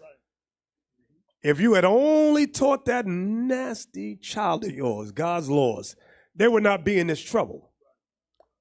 We sit down, I've watched the videos with the brothers sitting down with Christians with heads over NOI, and I'm not saying everybody, but a lot of them often say, talk about the leaders, the imams over these groups, the Christian leaders, they often say, we can change things if we go on the street together, arm in arm, and tell them not to kill. Brothers, let me tell you something. Our words have no power. Our words have no effect. The young men and women amongst us got to know that it comes from thus saith the Lord. That's when judgment come down on them. They will either conform to this or die by this. Everybody understand that? Because only this word will stand. Our little weak words, hey, bro, why you killing? Pap, oh, shoot, let me get out of here, bro. That's what's going to happen. You better use the word of God. Back to Wisdom of Solomon 2, please. Where you at? Verse 12. Go ahead. Therefore, let us lie in wait for the righteous, because he is not for our turn, and he is clean contrary to our doings. He upbraideth us with our offending the law, and objecteth to our infamy the transgressions of our education. Right, because they study the Talmud. They don't study the Torah laws per se. Go ahead. He professeth to have the knowledge of God. Yes, we do profess to have the knowledge of God, which we do have. Go ahead. And he calleth himself the child of the Lord. And we are the child of the Lord. Give me that in Exodus 4:22 real quick.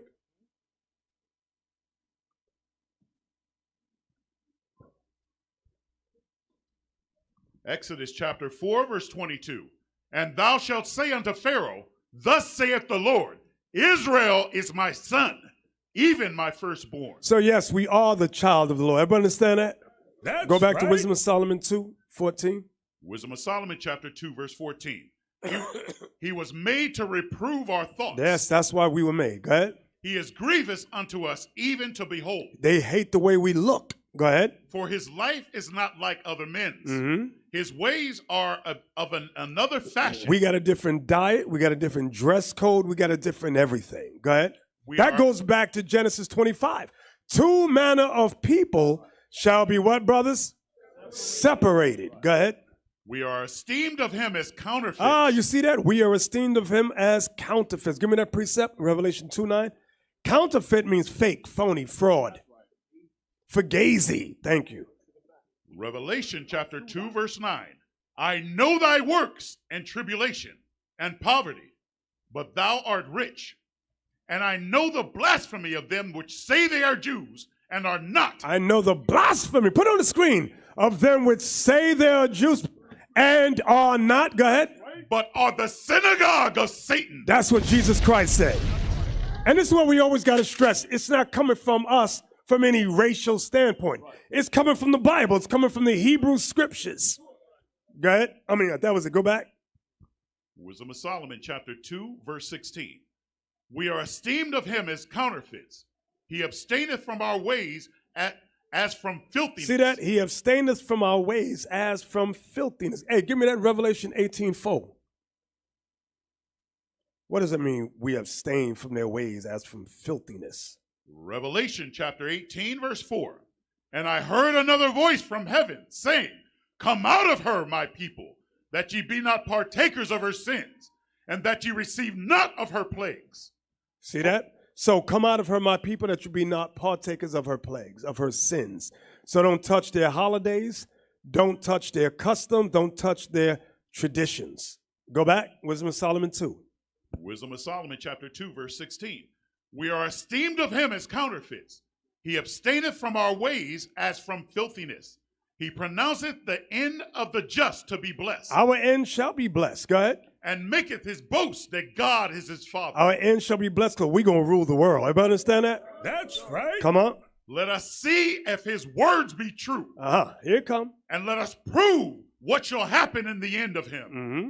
For if the just man be the son of God, he will help him. So if we the son of God, he's saying God will help them. Go ahead. And deliver him from the hand of his enemies. Mm-hmm. Let us examine him with despitefulness and torture. So that's how the propaganda starts. Let us examine him with despitefulness. Then it says, and torture. So what we see when we read this is what the apostles, the disciples went through, and this is what we're going to go through in the end, these last days. 19, one more time. Let us examine him with despitefulness and torture, that we may know his meekness and prove his patience. Read. Let us condemn him with a shameful death, for by his own saying he shall be respected. Mm-hmm. Such things they did imagine and were deceived, for their own wickedness had blinded them. So the wickedness of the white man and those of our people that follow him, their own wickedness will blind them. Go ahead. As for the mysteries of God. As for the mysteries of God. They knew them not. That's why the Christians don't know the Bible. So it's a waste of time. You try to sit down and prove who Babylon is, who Judah is, who Benjamin. They ain't going to see that. Read it again. As for the mysteries of God, they knew them not. Neither hoped they for the wages of righteousness. Nobody hopes for the wages of righteousness, especially in the black church. They're not talking about New Jerusalem on earth. They want America to go on forever. Go ahead. Nor discern a reward for blameless souls. They don't discern a reward for blameless souls. 2 Ezra 16:70. So what I'm reading right now, put it on the screen, put those on the screen. These are things we must go through before Christ returns. All right, with 2 Ezra 16:70. 2 Ezra chapter 16, verse 70. For there shall be in every place and in the next cities a great insurrection. A great insurrection upon who? Those that fear the Lord. If you fear the Lord, there's going to be a great insurrection against you, against us. Go ahead. They shall be like mad men. So then these people, these white folks, black folks, going to be like wild men. Read that again. They shall be like mad men. Mad men. Go ahead. Sparing none. They ain't going to spare you if they catch you. That's what Christ said. If they persecute you in this city, what, brothers? Flee to the next. You better have someplace to go. That's what we doing. That's what we setting up. Come on. But still spoiling and destroying those that fear the Lord. For they shall waste and take away their goods. They're going to waste and take away your goods. Go ahead. And cast them out of their houses. Right. There's going to be laws set up. There's going to be legislation set up. Where if you are guilty of hate speech, if you are guilty of anti-Semitism, you'll lose your job, you'll lose your wages, you'll lose your home, your houses, your properties. Read that again. For they shall waste and take away their goods, and cast them out of their houses. Then shall they be known who are my chosen, and they shall be tried as the gold in the fire. So we're going to be tried like gold in the fire. Joel chapter 2, verse 15. So when all this is taking place, Joel 2:15, please. Joel chapter 2, verse 15. This is why when brothers be saying, Christ might come back tomorrow. No, he ain't. Because there's prophecy that must be fulfilled first. Go ahead. Blow the trumpet in Zion. Blow the trumpet in Zion. Come on. Sanctify a fast. Sanctify a fast. Call a solemn assembly. And call a solemn assembly. Come on. Gather the people. Sanctify the congregation. Assemble the elders. Gather the children. And those that suck the breast. Get everybody. Go ahead. Let the bridegroom go forth of his chamber. And that brother and sister that's getting married, tell them to hell with that. Come on here and fast. Go ahead. And the bride out of her closet. Go ahead. Let the priests, the ministers of the Lord, weep between the porch and the altar. Weep between heaven and earth. Go ahead. And let them say, watch this. Spare thy people. So this goes to what we were just reading. There's going to come a point when we're going before the Lord, fasting, crying, and praying, asking the Lord, spare thy people. Why? Because we're going to see a whole lot of death. We're going to see brothers and sisters getting killed. Read that again. Spare thy people, O Lord, and give not thine heritage to reproach, that the heathen should rule over them. Come on. Wherefore should they say among the people, where is their God? Where is their God? They're supposed to be the children of God. How come their God ain't helping them? Go ahead. Then will the Lord be jealous for his land and pity his people. Yea, the Lord will answer and say unto his people, behold, I will send you corn and wine and oil, and ye shall be satisfied therewith. So we're going to get a word from on high. He's going to tell us, don't worry, I got you. That's what the priests are going to be telling the people. Never give up, never give in. Everybody understand that? Don't give up when you see death on the horizon. Don't be scared because it's coming. Go ahead. And I will no more make you a reproach among the heathen. Watch this. But I will remove far off from you. Read it again. But I will remove far off from you the northern army. So the great insurrections are going to, when they're coming against us, it's the northern army. That's America's police state. That's their military. God says, read again verse 20. But I will remove far off from you the northern army. So he's going to make something pop off in the Middle East where their military ain't going to be focused on us, the Israelites. So what I'm showing you, watch this, what I'm about to say. Hold that. We coming back in at Shemaiah. Give me 1 Thessalonians 5:3, is it? 1 Thessalonians chapter 5, verse 3. For when they shall say peace and safety, then sudden destruction cometh upon them, as travail upon a woman with child. So what I want y'all to see is cometh upon them as a travail as a woman with child. Travail as a woman with child. Them birthing pains. Birthing pains may be 30 minutes apart. down to 20 minutes apart. Now, when he gets that painful kick, all that pain in that belly, then it calms down just for a moment. Then the pain comes back. Then it calms down for a moment. Then the pain comes back. Then it calms down for a moment. And then women are going, so the birth pains may be 30 minutes apart to 20 minutes apart, 10 minutes apart, 5 minutes apart, 4 minutes apart, 3 minutes apart, 2 minutes apart. Then the baby comes. So likewise in this world, the Lord is telling us, this world, the turmoil that y'all see that we're going to be involved in is going to be like travailing a woman. The troubles may be 5 years apart to 4 years apart, 3 years apart to 2 years apart to 1 year apart. So in between that, the turmoil is going to calm down. And we going to be going, like right now, things is popping off over in the Middle East. And we watch it, but after a while, that's going to calm down. And we're going to be going, and some of y'all are going to be going, ain't nothing going on. I'm going back into the world again. Yes.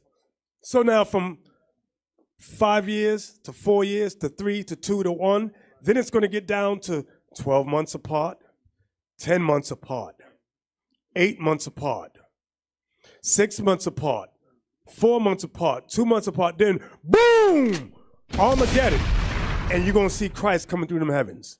So what I wanted y'all to see, now go back to where we was at, but I will move verse 20, Joel 2:20.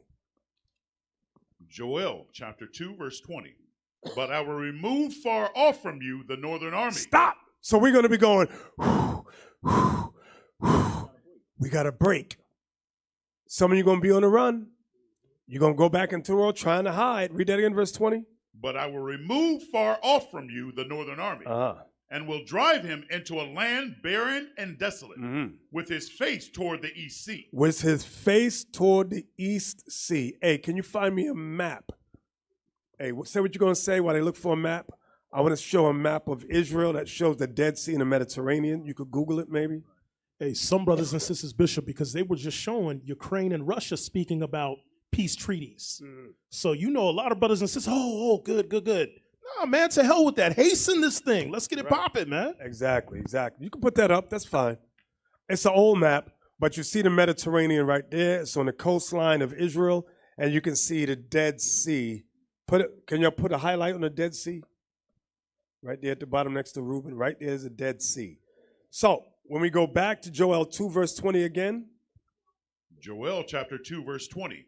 But I will remove far off from you the northern army, and will drive him into a land barren and desolate. Barren and desolate, go ahead. With his face toward the east sea. That's the Dead Sea, go ahead. And his hinder part toward the utmost sea. That's the Mediterranean Sea. The utmost sea is the Mediterranean Sea, go ahead. And his stink shall come up, and his ill savor shall come up. But he hath done great things. Because he hath done great things, meaning evil things. So what I want y'all to see is that the Lord is going to be magnified, okay? So from there, Jeremiah 49 and 20. Jeremiah chapter 49, verse 20. Therefore hear the counsel of the Lord, that he hath taken against Edom, and his purposes, that he had purposed against the inhabitants of Teman. Stop. Put the next map up on the board. Put it on the screen. Y'all see Edom, right?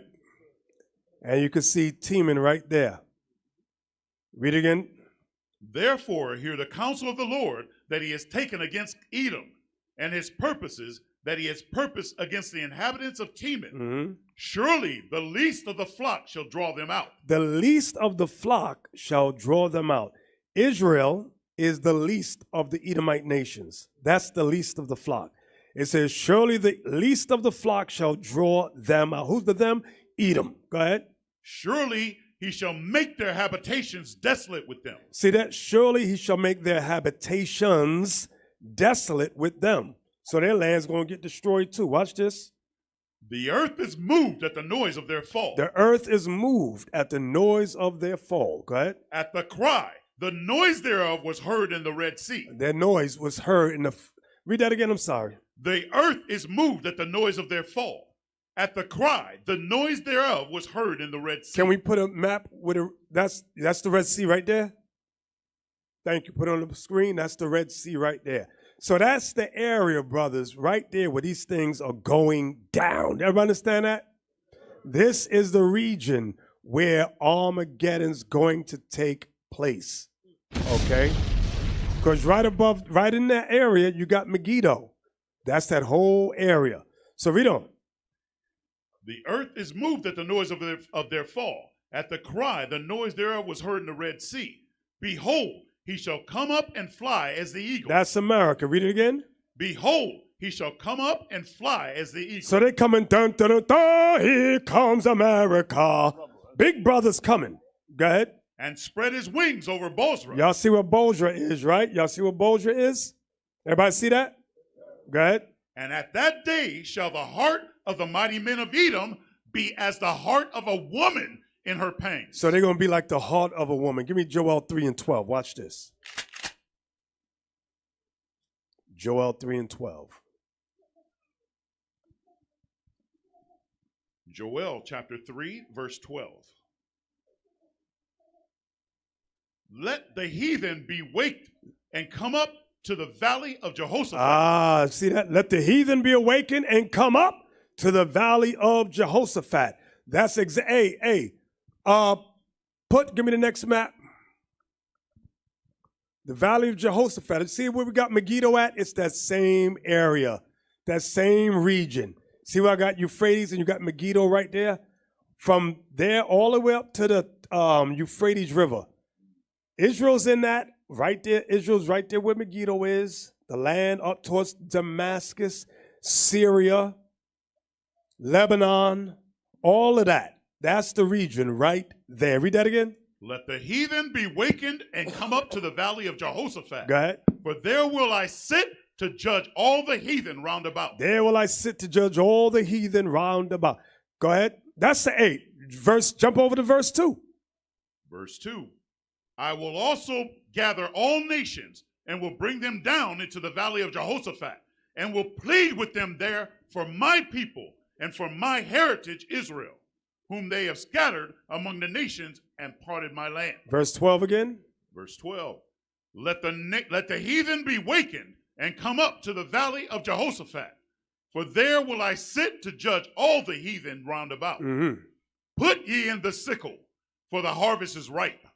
Come, get ye down, for the press is full, the fats overflow, for their wickedness is great. Hey, here's the precept. Give me Revelation 14 and 15 and read the 20. Revelation chapter 14, verse 15. And another angel came out of the temple, crying with a loud voice to him that sat on the cloud, thrust in thy sickle and reap, for the time is come for thee to reap. For the harvest of the earth is ripe. Mm-hmm. And he that sat on the cloud thrust in his sickle on the earth. Hey, can y'all put an image of a sickle? S-I-C-K-E-L-E? A sickle. Yeah. That's the sickle right there. Put it on the screen. I like the one at the bottom right. Right, yes. That one right there. Yeah, that's a sickle right there. So that I know exactly what he's talking about. So read on. Thrust in. Verse 16. And he that sat on the cloud thrust in his sickle on the earth, and the earth was reaped. And another angel came out of the temple which is in heaven, he also having a sharp sickle. And another angel came out from the altar, which had power over fire. Power over fire. This is where they get people like the Human Torch from. They read the Bible and say, hey, there's an angel who had power over fire. Mm-hmm. Go ahead. And cried with a loud cry to him that had the sharp sickle, saying, thrust in thy sharp sickle, and gather the clusters of the vine of the earth, for her grapes are fully ripe. And the angel thrust in his sickle into the earth, and gathered the vine of the earth, and cast it into the great winepress of the wrath of God. And the winepress was trodden without the city, and blood came out of the winepress, even unto the horse bridles, by the space of 1,600 furlongs. That's that whole area that's going to be covered with blood. Let's go on back now to Joel. Joel 3 and 13. Joel chapter 3, verse 13. Put ye in the sickle, for the harvest is ripe. Come get ye down, for the press is full. The fats overflow, for their wickedness is great. Come on. Multitudes in the valley of decision. See that? In the valley of decision. It's still, now it's calling the valley of Jehoshaphat the valley of decision, because God's going to make the ultimate decision between his people and his land. Go ahead. For the day of the Lord is near in the valley of decision. The sun and the moon shall be darkened, and the stars shall withdraw their shining. The Lord also shall roar out of Zion and utter his voice from Jerusalem, and the heavens and the earth will shake. But the Lord will be the hope of his people. See that? But the Lord will be the hope of his people. Remember what we just read in Joel 3, verse 3 down. They sold the Lord's people into what? Into slavery. Go ahead, which we are still to this day. Read again. The Lord also shall roar out of Zion and utter his voice from Jerusalem, and the heavens and the earth shall shake. But the Lord will be the hope of his people and the strength of the children of Israel. Come on. So shall ye know that I am the Lord your God, dwelling in Zion, my holy mountain. Then shall Jerusalem be holy, and there shall no strangers pass through her anymore. Why does it say that? Because in verse 2, read verse 2 one more time. I will also gather all nations and will bring them down into the valley of Jehoshaphat, and will plead with them there for my people and for my heritage Israel, whom they have scattered among the nations and parted my land. So the land was parted between the Palestinians and Edomites. Okay, so now go back to that verse we was just at, verse 17. Verse 17.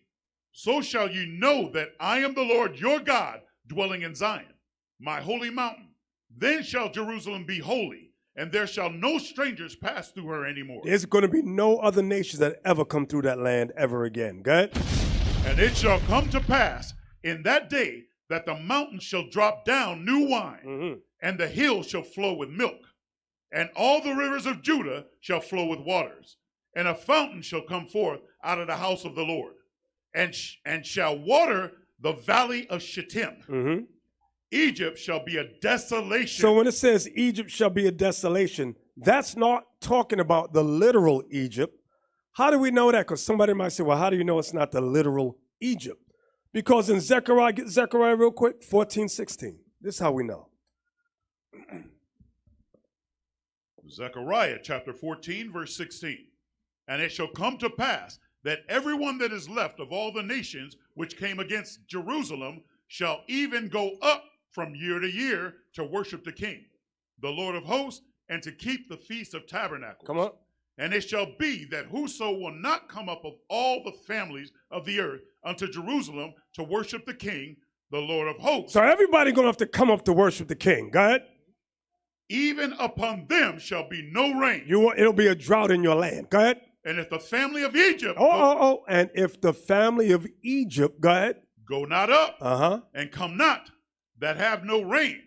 So that's letting you know people will be living in the land of where, brothers? Egypt. So what is the Egypt that shall be a desolation? Get me Jeremiah 51:29.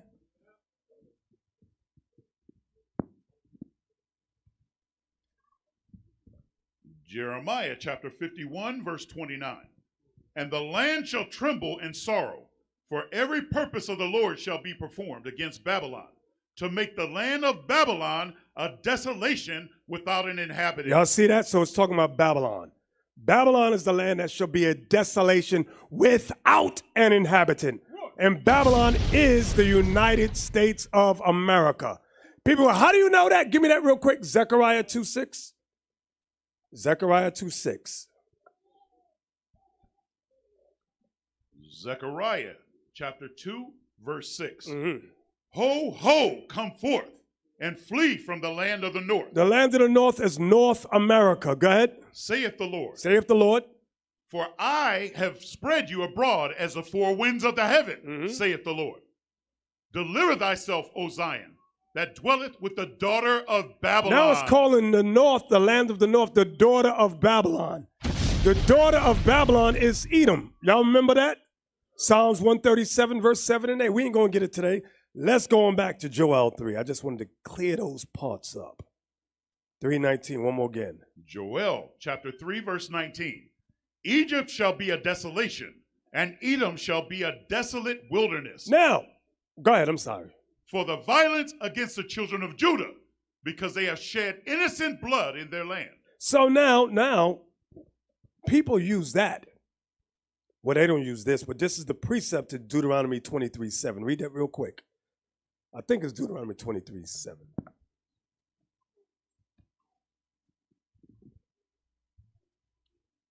Deuteronomy chapter 23, verse 7. Y'all get familiar with this law, go ahead. Thou shalt not abhor an Edomite. We don't. We're at peace with all men. Go ahead. For he is thy brother. Thou shalt not abhor an Egyptian, because thou was a stranger in his land. So now, y'all see that verse right there? The precept is what we just read in Joel 3:19. Read it again. Joel chapter 3, verse 19. Egypt shall be a desolation, and Edom shall be a desolate wilderness, for the violence against the children of Judah, because they have shed innocent blood in their land. Go ahead.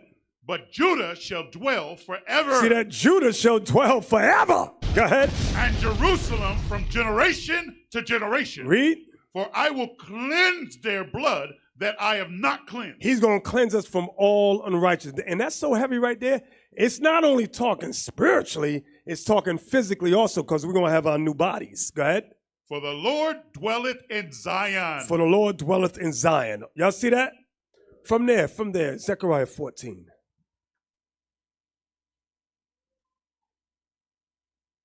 Zechariah 14 and verse 1. Watch this. Zechariah chapter 14, verse 1. Mm-hmm. Behold, the day of the Lord cometh, and thy spoil shall be divided in the midst of thee. Stop. Who can explain that verse? Oh, let me get, no.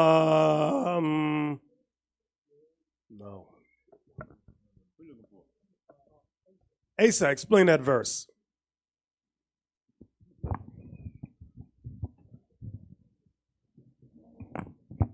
It said, behold, the day of the Lord cometh, and thy spoil shall be divided in the midst of thee. So we just read that God is in the midst of Israel. So the spoil is talking about Jerusalem. What does it mean? Oh, it's going to be divided. The land going to be divided by the Palestinians and okay, so you gave me two different answers. You see that, right? You gave me two different answers. Which one is correct? The second one that I said. Right, the second one. Joel 3 and 2, one more time.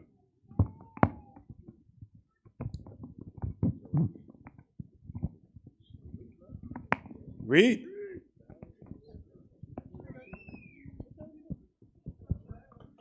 Joel chapter 3, verse 2. I will also gather all nations and will bring them down into the valley of Jehoshaphat, and will plead with them there for my people and for my heritage Israel, whom they have scattered among the nations. Here it comes. And parted my land. So the word parted there in Zechariah, he uses the word divided. Go back to Zechariah 14, one more time. Zechariah chapter 14, verse 1.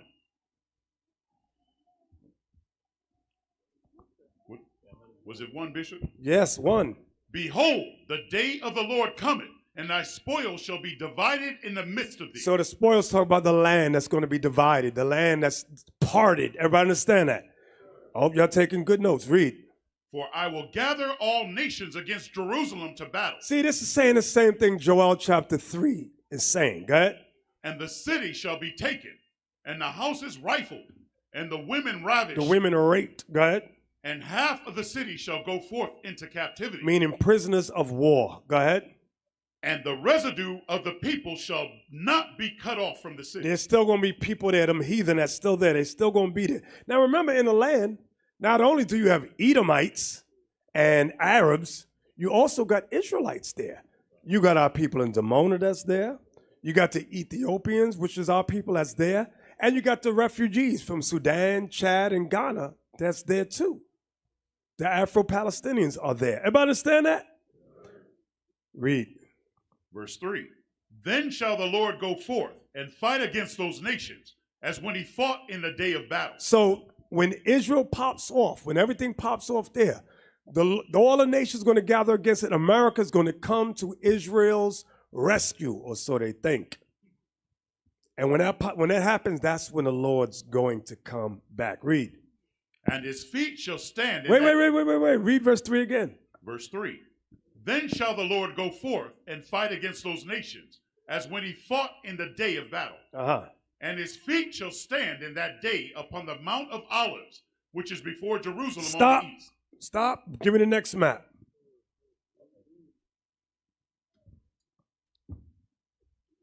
Yes. Put it on the screen. Do y'all see where the Mount of Olives is?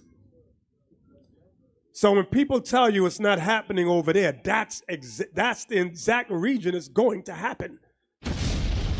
They say, no, Israel's not going to be the cause of it. Yes, God is telling you that is the problem.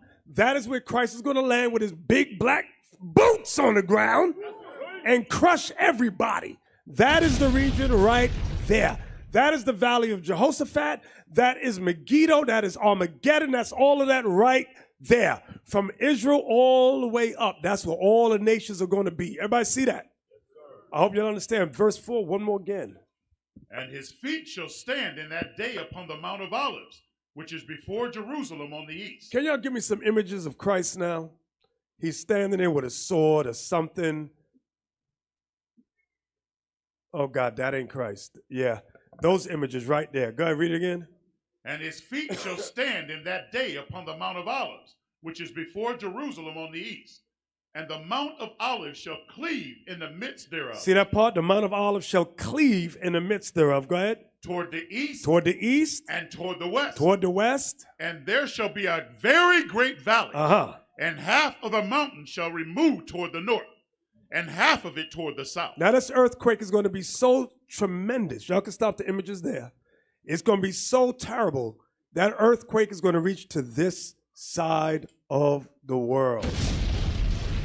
Give me that in Revelation 11. I think it's 11, if I'm not mistaken. I want that earthquake.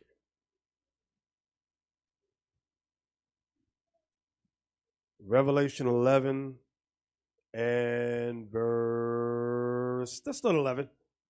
Revelation chapter 11, verse 11. The point is 13, but we're going to start at 11. And after 3 days and a half, 350 years, the Spirit of life from God entered into them. The Holy Ghost, come on. And they stood upon their feet. Read. And great fear fell upon them which saw them. That's what we're seeing now. They're starting to hate us, build propaganda against us. Go ahead. And they heard a great voice from heaven saying unto them, Come up hither. This is deliverance. This is what the church calls the rapture. He's only talking about the Israelites. Go ahead. And they ascended up to heaven in a cloud. And their enemies beheld them. Well, here it come. And the same hour the same hour is the same time as our deliverance. Go ahead. Was there a great earthquake, and the 10th part of the city fell.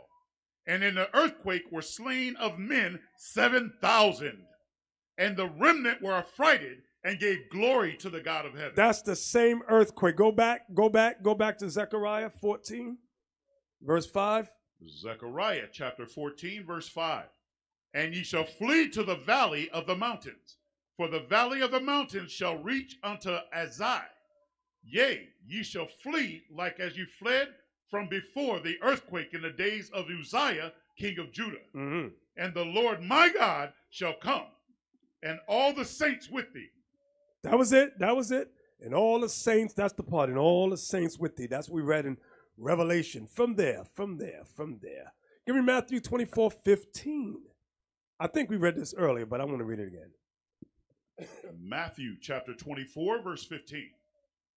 When ye therefore shall see the abomination of desolation spoken of by Daniel the prophet stand in the holy place. So that is the white man in our land. Was that it? No, sir. Whoso readeth, let him understand. Jump down to verse 25. Behold, I have told you before.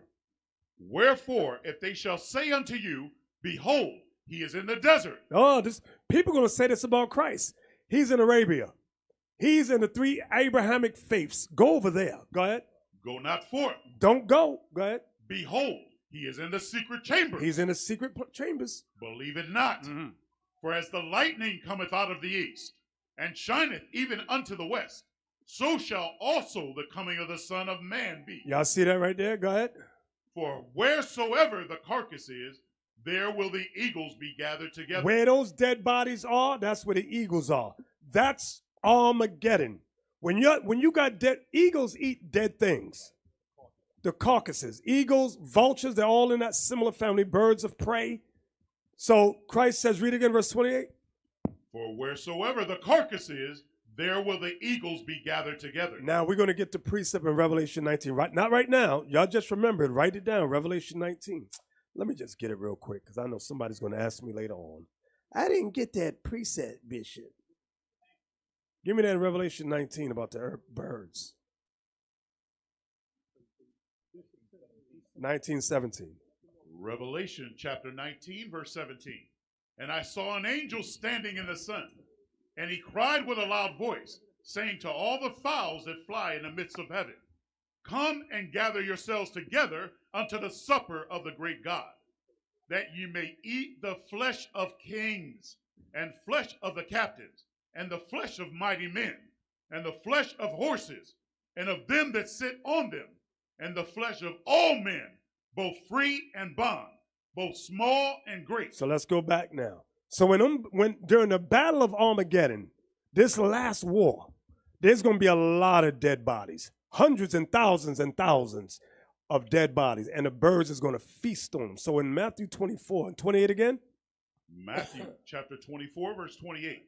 For wheresoever the carcass is, there will the eagles be gathered together. Read. Immediately after the tribulation of those days shall the sun be darkened. So the tribulation is the tribulation that we're going through. He says immediately after the tribulation in those days, go ahead. Shall the sun be darkened, and the moon shall not give her light, and the stars shall fall from heaven. I'm talking about their missiles. That's what it's talking about. Stars is their missiles. Go ahead. And the powers of heaven, of the heavens, shall be shaken. War, nation against nation. Go ahead. And then shall appear the sign of the Son of Man. You see that? That's when Christ returns. So they know, oh, he might come tomorrow. No, it's going to be in the midst of World War III that the Bible calls Armageddon. And we have to go through tribulation first. Then Christ is going to come. Everybody understand that? I don't want to hear no Christian confusion ever up in here. Christ might come tomorrow. Really? So he's going to just disannul all the prophecies. Yeah. And you just going to get the kingdom. That's that Christianity. Read. And then shall appear the sign of the Son of Man in heaven. And then shall all the tribes of the earth mourn. Because we're going to see when we're going to cry. Go ahead. And they shall see the Son of Man coming in the clouds of heaven with power and great glory. Right. Come on. And he I ain't got no pictures on the screen. They looking at me, and we reading these heavy scriptures. There's no one scripture of no picture. Oh, God. Oh, Lord in heaven. Lord, help me. Why do you have 15 people over there? You got 15 people over there. And we're going to rectify it. Okay. Where we at, Netramai? Where we at? Verse 31. You want to read 30 again? Yeah, please. And then shall appear the sign of the Son of Man in heaven. And then shall all the tribes of the earth mourn. And they shall see the Son of Man coming in the clouds of heaven with power and great glory. We're going to see the power of the Son of Man coming in the clouds of heaven with power and great glory. Go ahead. And he shall send his angels with a great sound of a trumpet. And they shall gather together his elect from the four winds, from one end of heaven to the other. That's right. From there, Luke 21:25. Luke 21:25. Hey, read that. Change Netramai's mic. His mic sounds bad on YouTube. Change it.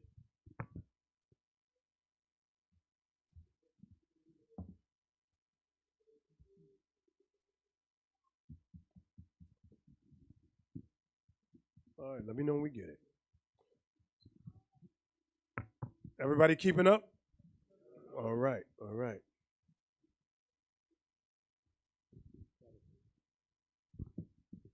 So this is going to be a great day. This is going to be a great day. We just got to endure to the end. That's right. Endure to the end. Luke chapter 21, verse 25. And there shall be signs in the sun, and in the moon, and in the stars, and upon the earth distress of nations. So when you see distress of nations, Christ is warning us, look for that, look for that. If you're watching Basketball Wives, if you're watching sports, you're gonna miss this right here. Go ahead. With perplexity, the sea and the waves roaring. Don't we see perplexity now? People like, why are Edomites and Arabs fighting over there? They're perplexed. Nobody knows. You hear all these different stupid answers when the Bible gives you the answer. Read it again. Verse 25. And there shall be signs in the sun, and in the moon, and in the stars, and upon the earth distress of nations. With perplexity, the sea and the waves roaring. Read. Men's hearts failing them for fear. Men's hearts failing them for fear. Why? And for looking after those things which are coming on the earth. See that part right there? And for looking after those things which are coming on the earth. That's the white folks. How do I know that? Because the vast majority of y'all not looking for these things. But I remember Captain Young was telling me, he was on the street teaching this last week. He said, have y'all heard, there was a group of black people, men and women, have y'all heard about Hamas? What's that, a sandwich? Is that a sandwich? A new strain of weed. Baby. Yeah, a new strain of weed. He said, okay, what about Hezbollah? They said, is that a dance club, brother? He said, all right, Sexy Red. Yeah, we heard about her. Yeah, we know. Talk. What are you going to say about Sexy Red? Our people is on the bottom. I don't care how you feel. We're on the bottom of all nations. You don't get no nation lower than us. The utter stupidity of our people. I mean, you hate to say it, but it's true. So the white man said, you get in your feelings, but listen, walk out on the street and talk to the average Negro. You hear the stupidest thing. Even some of y'all in here, we talk to. So, God, I got to go. I can't. It's unimaginable what I'm hearing. Real talk. Read that again.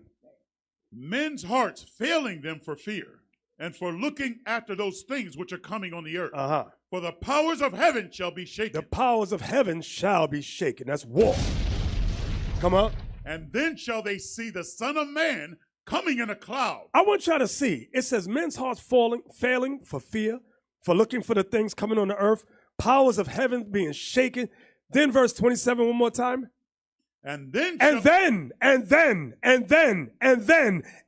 what? Shall they see the Son of Man coming in a cloud with power and great glory. So how are we going to skip over all that and say, Christ might come back tomorrow? He might come back tonight. No. Stop that stupid black Christian talk. These prophecies must come to pass first. Everybody understand that? Read.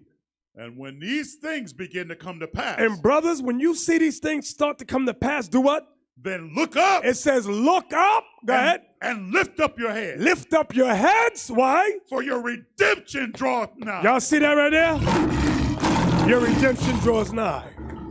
That's what the Lord is telling us. They did a spoof called Don't Look Up.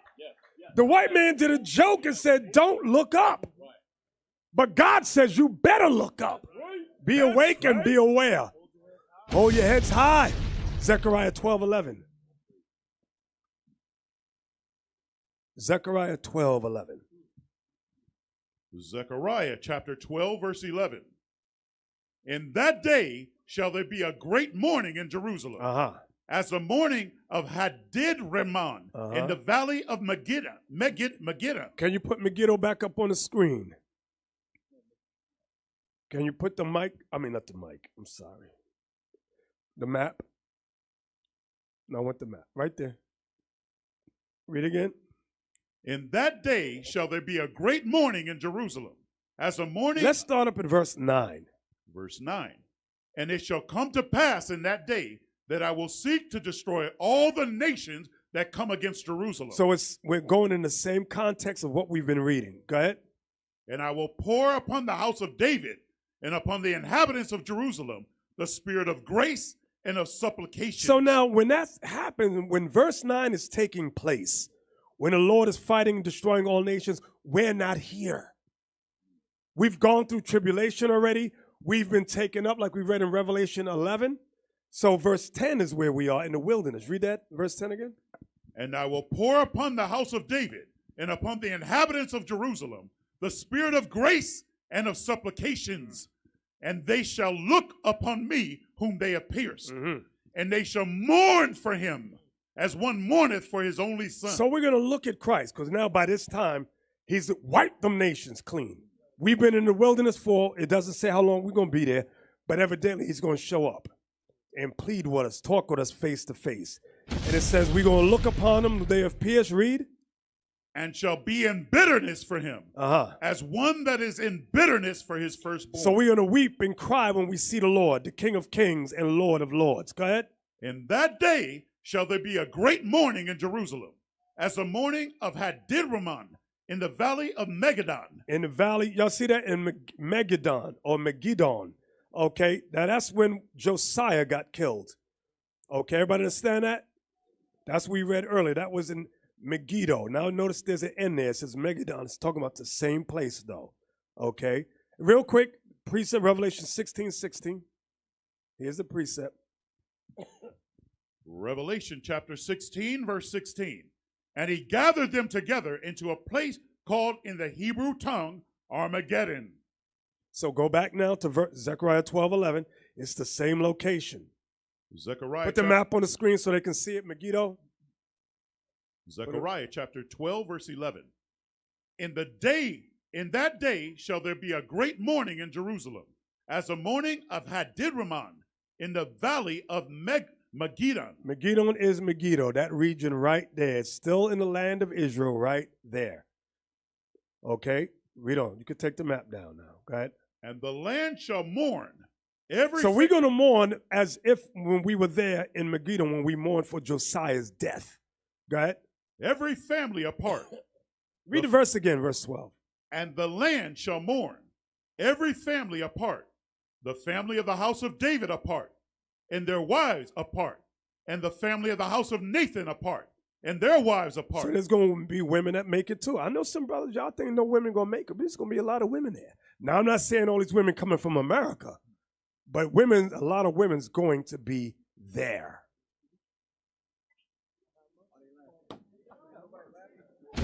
Read that again. Read that again. And the land shall mourn, every family apart, the family of the house of David apart, and their wives apart, and the family of the house of Nathan apart, and their wives apart, the family of the house of Levi apart, and their wives apart, the family of the house of Shimei. Shimei is Simeon. Go ahead. Apart, and their wives apart. All the families that remain, every family apart, and their wives apart. So from there, give me Genesis 12:3, please. So we're going to be delivered. We are going to be delivered. That's right. That's right. Genesis 12:3. Genesis chapter 12, verse 3. And I will bless them that bless thee, and curse him that curseth thee. And in thee shall all the families of the earth be blessed. The only ones that's going to be blessed are those nations that have blessed us. Talking about the real 12 tribes of Israel. Everybody understand that? The ones that's, a lot of them going to get cursed though, because the vast majority of them have cursed us. Now what we're reading here in Genesis 12:3 is saying the same thing in the book of Numbers. Now that part where it says, and in thee shall all families of the earth be blessed, is explained in the book of Acts. Is it chapter 3, verse 325? Get that for me real quick.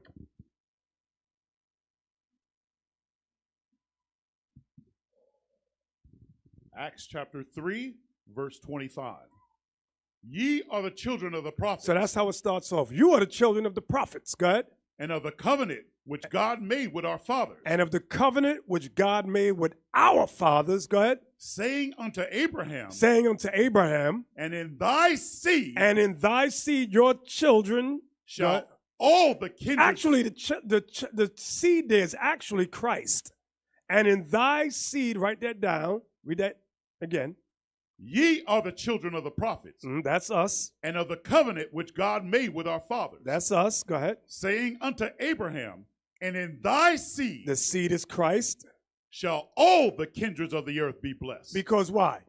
We're going to be scattered throughout all the nations of the earth. Everybody understand that?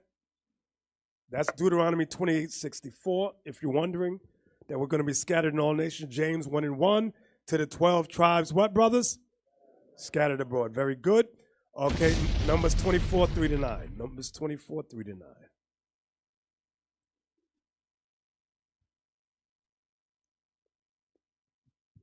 Numbers chapter 24, verse 3. And he took up his parable and said, Balaam, the son of Beor, hath said, and the man whose eyes are opened hath said. So this dude was a witch. He's dealing with the left-hand side of the Lord, and he had a vision. His eyes was open, and he saw a vision. Go ahead. He has said, which heard the words of God, which saw the vision of the Almighty falling into a trance, but having his eyes open. So he fell into a trance, but his eyes was open. Go ahead. How goodly are thy tents, O Jacob, and thy tabernacles, O Israel. As the valleys are they spread forth, as gardens by the river's side, as the trees of linalool, which the Lord hath planted, and as cedar trees beside the waters. He shall pour the water out of his buckets, and his seat shall be in many waters, and his king shall be higher than Agag. Meaning taller. His king, the king of Israel, shall be taller, higher than Agag. Go ahead. And his kingdom shall be exalted. Now, hold that. To show you how tall Christ is going to be. 2 Ezra 2:43. Our king is going to be taller than Agag. Agag was a giant. 2 Ezra chapter 2, verse 43. And in the midst of them there was a young man of a high stature, taller than all the rest. And upon every one of their heads he set crowns, and was more exalted, which I marveled at greatly. Read. So I asked the angel and said, Sir, what are these? He answered and said unto me, These be they that have put off the mortal clothing. Put off the mortal clothing, these bodies, go ahead. And put on the immortal. And put on the immortal, the new bodies, go ahead. And had confessed the name of God. Now are they crowned. Now are they crowned, come on. And receive palms. Uh-huh. Then said I unto the angel, What young person is it that crowneth them, and giveth them palms in their hands? So he answered and said unto me, It is the Son of God. It is the Son of God. Go ahead. Whom they have confessed in the world. That's Christ. So now let's go back to Numbers 24 and 7. Numbers chapter 24, verse 7. He shall pour the water out of his buckets, and his seed shall be in many waters, and his king shall be higher than Agag, and his kingdom shall be exalted. God brought him forth out of Egypt. He hath, as it were, the strength of a unicorn. He shall eat up the nations, his enemies, and shall break their bones. Christ is going to break their bones, come on. And pierce them through with his arrows. Go ahead. He couched. Talking about Israel, go ahead. He lay down as a lion, and as a great lion, who shall stir him up? Come on. Blessed is he that blessed thee, and cursed is he that curseth thee. So that's what Balaam saw regarding the 12 tribes of Israel. Jeremiah 46.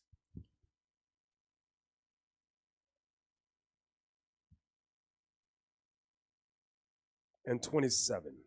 Jeremiah chapter 46, verse 27. But fear not thou. So fear thou not. Go ahead, read it again. But fear not thou, O my servant Jacob. So the Lord is telling us again, don't be afraid. Why? Because things is going to come that will put us in fear.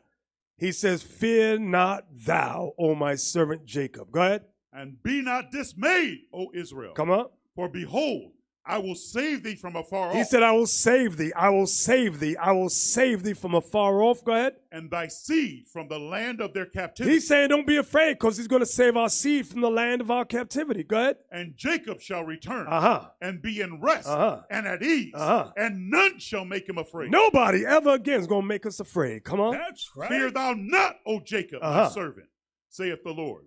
For I am with thee. The Lord said, I'm with you. Go ahead. For I will make a full end of all the nations. All these nations you see, I'm going to make a full end of them. I'm going to eventually destroy every last one of them. Go ahead. Whither I have driven thee. But I will not make a full end of thee. But correct thee in measure. Yet will I not leave thee wholly unpunished. This is why we're still in our little punishment. He said, but listen, although I punish you in measure, I'm going to destroy all the other nations around. Everybody see that? hope y'all understand now. I hope you rejoice in that thing. Habakkuk 3 and 9.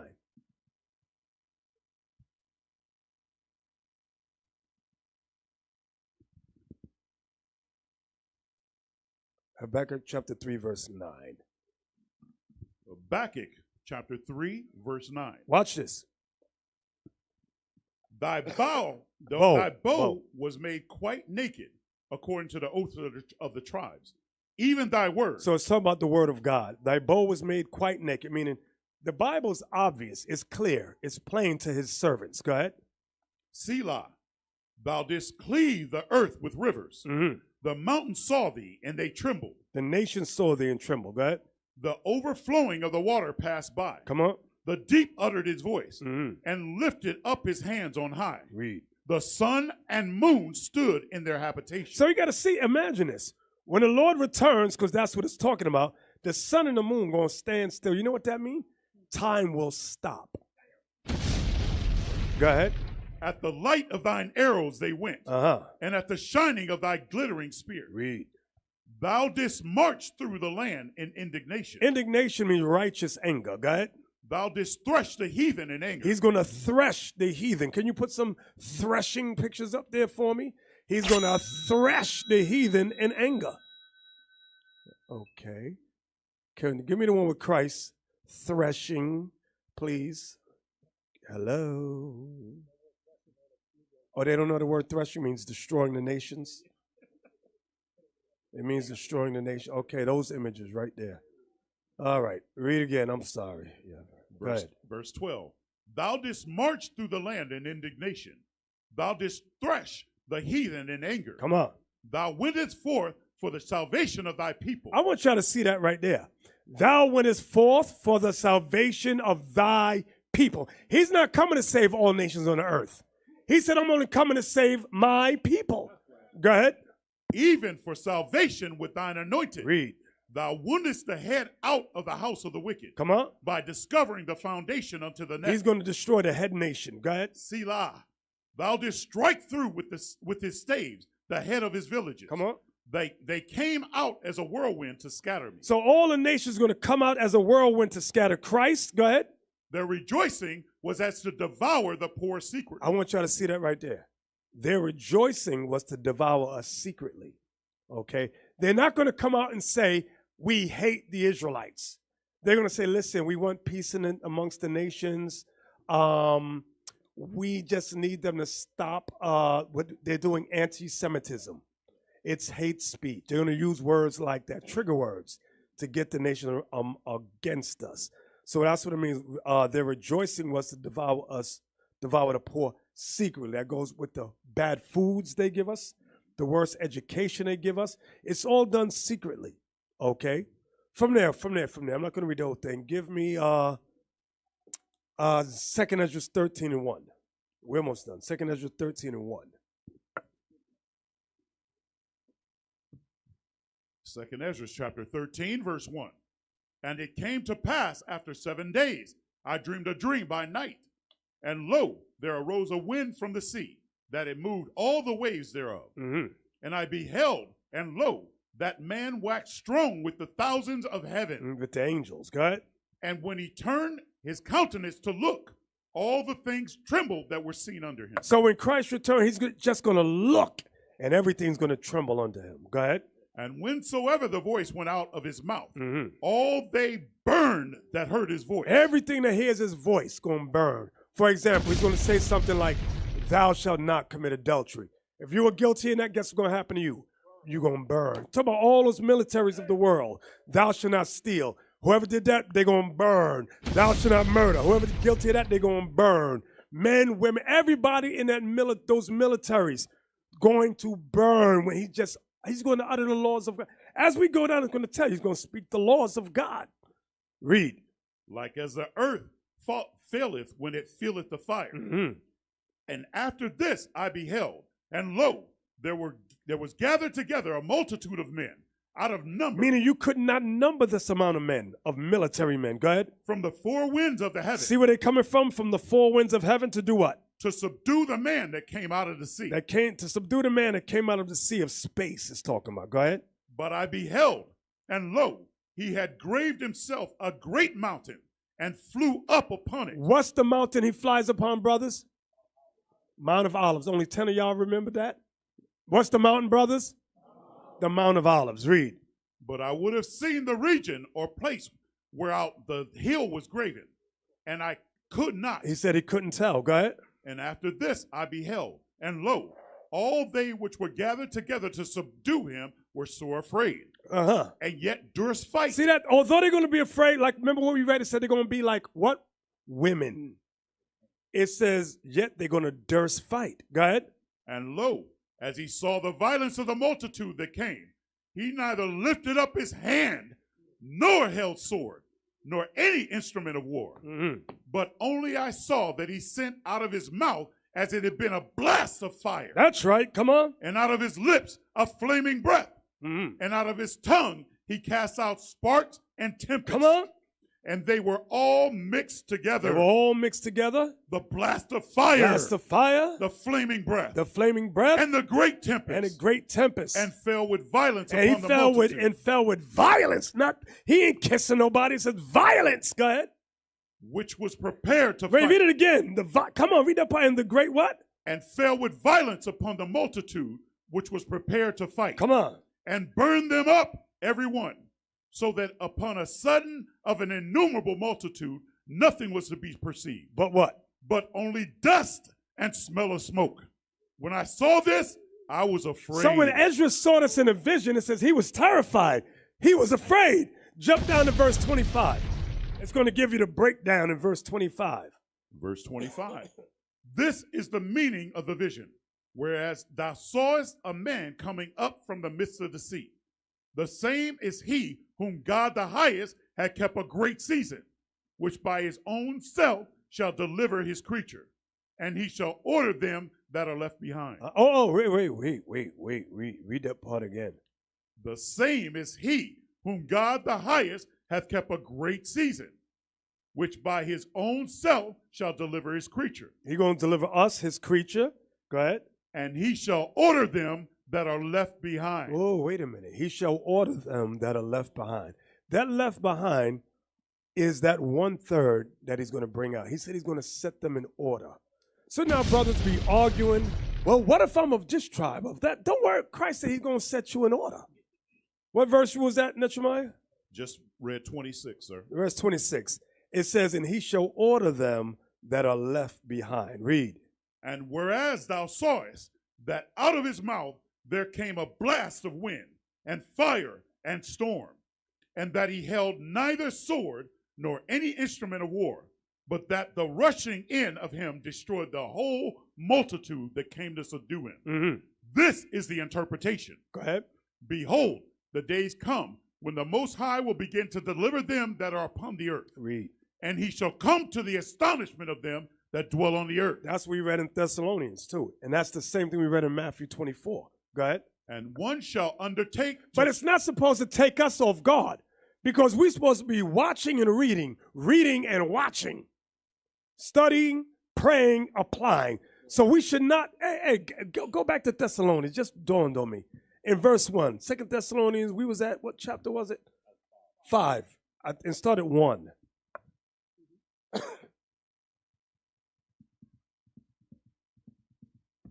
First Thessalonians chapter 5, verse 1. Read. But of the times and the seasons, brethren, ye have no need that I write unto you. Why?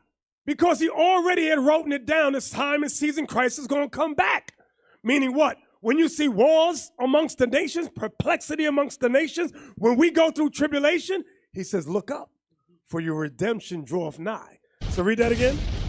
But of the times and the seasons, brethren, ye have no need that I write unto you. Go ahead. For yourselves know perfectly that the day of the Lord so come as a thief in the night. For when they shall say peace and safety, then sudden destruction cometh upon them. So we're supposed to know that. We're supposed to know that and keep looking up, saying, this is the time the Lord coming back. This is the time. Don't fear now. And no, don't be scared. Okay? Because you've seen your aunt die, your brother die, your baby die. Don't worry about that. The Lord is coming. He's going to resurrect the dead. Everybody understand that? Go on back now. 2 Ezra 13 again, and verse 30. 2 Ezra chapter 13, verse 30.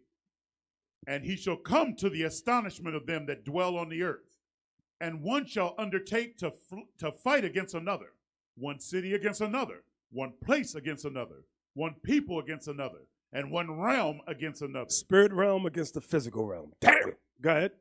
And the time shall be when these things shall come to pass, and the sign shall happen which I showed thee before. And then shall my son go ahead, be declared, whom thou sawest as a man ascending. He's that man you saw. Go ahead. And when all the people hear his voice. When all the people hear his voice. Go ahead. Every man shall in their own land leave the battle they have one against another. When they fighting each other, they say, hey, we got a bigger problem. Go ahead. And an innumerable multitude shall be gathered together, as thou sawest them, willing to come and to overcome him by fighting. So imagine you got Russia, Ukraine, everybody coming against Israel. They're going to say, stop! Look! They're going to be the Son of God is coming. He have a bigger problem. We got to fight him. 1, 2. That's like Independence Day, Bishop. Right, exactly. Same thing at Independence Day. All the nation were doing whatever they were doing, fighting each other. They saw that chariot, and then it was a problem. They all came against that chariot. Exactly. What verse you at? 35, sir. Go ahead. But he shall stand upon the top of the mountains, Mount Zion. Come on. And Zion shall come. That's us. Go ahead. And shall be showed to all men, being prepared and builded, like as thou sawest the hill graven without hands. Read. And this, my son, shall rebuke the wicked inventions of those nations, which for their So their wicked inventions are their missiles, their technology. Go ahead. Which for their wicked life are fallen into the tempest. Now here's the part I wanted y'all to see. Go ahead. And shall lay before them their evil thoughts. Christ is going to lay before all of them their wicked thoughts, their evil thoughts. Go ahead. And the torments wherewith they shall begin to be tormented. Whatever your torment is, whatever your evil thought is, you're going to be tormented by that thought. Go ahead. Which are like unto a flame. Watch this. And he shall destroy them without labor by the law, which is like unto fire. Thou shalt not commit adultery. When you hear that, boom, your black ass going to be burnt up. All you hoish women out there in the military, you're going to die too. Thou shalt not steal. All the Edomites that stole, they're going to be burnt to hell and back again. That's why he said, listen, my law is spiritual. We just can't see it. Give me that in Jeremiah 5:14. Jody going to be burnt up. Shukiana going to be burnt up. Sexy Red going to be burnt up. All you black holes going to be burnt up. Every last one of you. Booty hole going to be black and bloody. Ash. Read that, Jeremiah 5:14. Jeremiah chapter 5, verse 14. Wherefore thus saith the Lord God of hosts, because you speak this word, behold, I will make my words in thy mouth fire, and this people wood. See that? Go ahead. And it shall devour them. You see that? So we be teaching, that's why I said, the word is where the power is, not your regular voice. We telling the Muslims, we telling the Christians, you cannot stop this by using your words. Hey, brother, hey, sister, stop committing adultery. Stop killing each other. It ain't going to work that way. You must use the word of God. Why? Read it again, Nehemiah. Wherefore, thus saith the Come on, read with power, man. Wherefore, thus saith the Lord God of hosts, because ye speak this word, behold, I will make my words in thy mouth fire, and this people wood, and it shall devour them. See, the power, the word of God is the power. This is the power source. We think because we can't see the fire, the Lord said, don't worry. The fire's there. They're getting cooked. That's why they're getting mad in their feelings. And they're going home in their bed. They're upset because that fire's kindling in them. Revelation 19:11. So they're either going to repent or die. Because if they holding on to that adultery, that lying spirit they got, because in the end they're going to be burnt up literally. Revelation 19:11. We're almost done. Revelation chapter 19, verse 11. And I saw heaven open, and behold, a white horse. And he that So sat... John is talking about the same thing Ezra saw, but John is just giving it more a metaphor. Go ahead. And he that sat upon him was called faithful and true, and in righteousness he doth judge and make war. Y'all see that? He doth judge and make war. Give me that in Exodus 15:3, please. Let you know it's the same God. It's the same God. Go ahead. Exodus 15, verse 3. Exodus chapter 15, verse 3. The Lord is a man of war. He's a what? A man of war. He's a what? A man of war. He ain't no female. He's not no she. He ain't no woman. It says the Lord is a man of war. Was that it, Nehemiah? The Lord is his name. The Lord is the name. Back to Revelation 19:11. That's right. So it's the same God, brothers and sisters. It's the same God. You play if you want. Maybe he's a she. Oh, stop it. Blasphemy. Come on. Revelation chapter 19, verse 11. And I saw heaven open, and behold, a white horse, and he that sat upon him was called faithful and true, and in righteousness he doth judge and make war. Come on. His eyes were as a flame of So fire. this is the same God in Exodus. Go ahead. And on his head were many crowns. Come on. And he had a name written that no man knew but he himself. So what you arguing about his name for? Maybe it's Yahushua. Maybe it's Yehoshua. Maybe it's Yuhei. Stop! He got a name that no man knew but he himself. Come on. And he was clothed with a vesture dipped in blood. The vesture was dipped in blood because he did a whole lot of killing. Go ahead. And his name is called the Word of God. How about that? Call him that, the Word of God. Nobody want to do it. No. They want an exclusive name. Go ahead. And the armies which were in heaven followed him upon white horses. Go ahead. Clothed in fine linen, white and clean. Read. And out of the mouth goeth a sharp sword. That's the word. Hey, give me that Hebrews 4:12.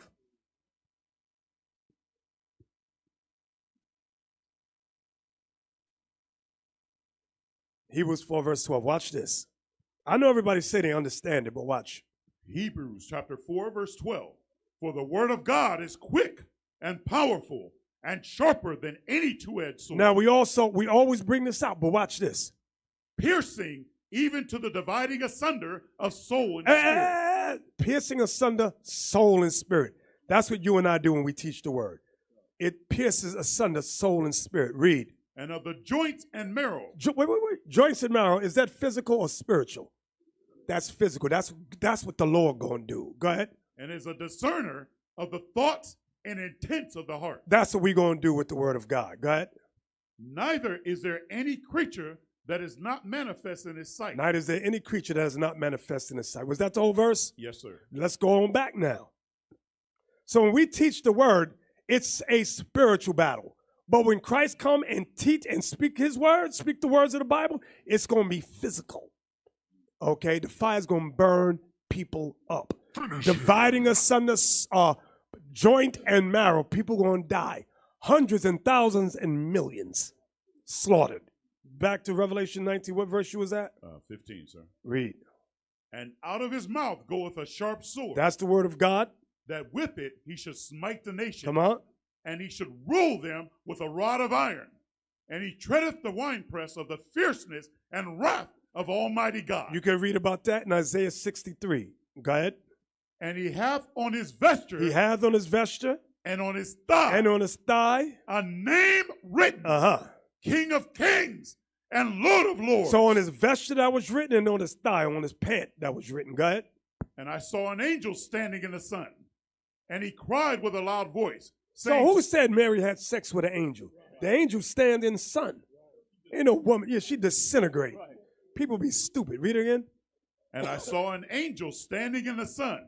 And he cried with a loud voice. It's probably the same angel that power over fire. Go ahead.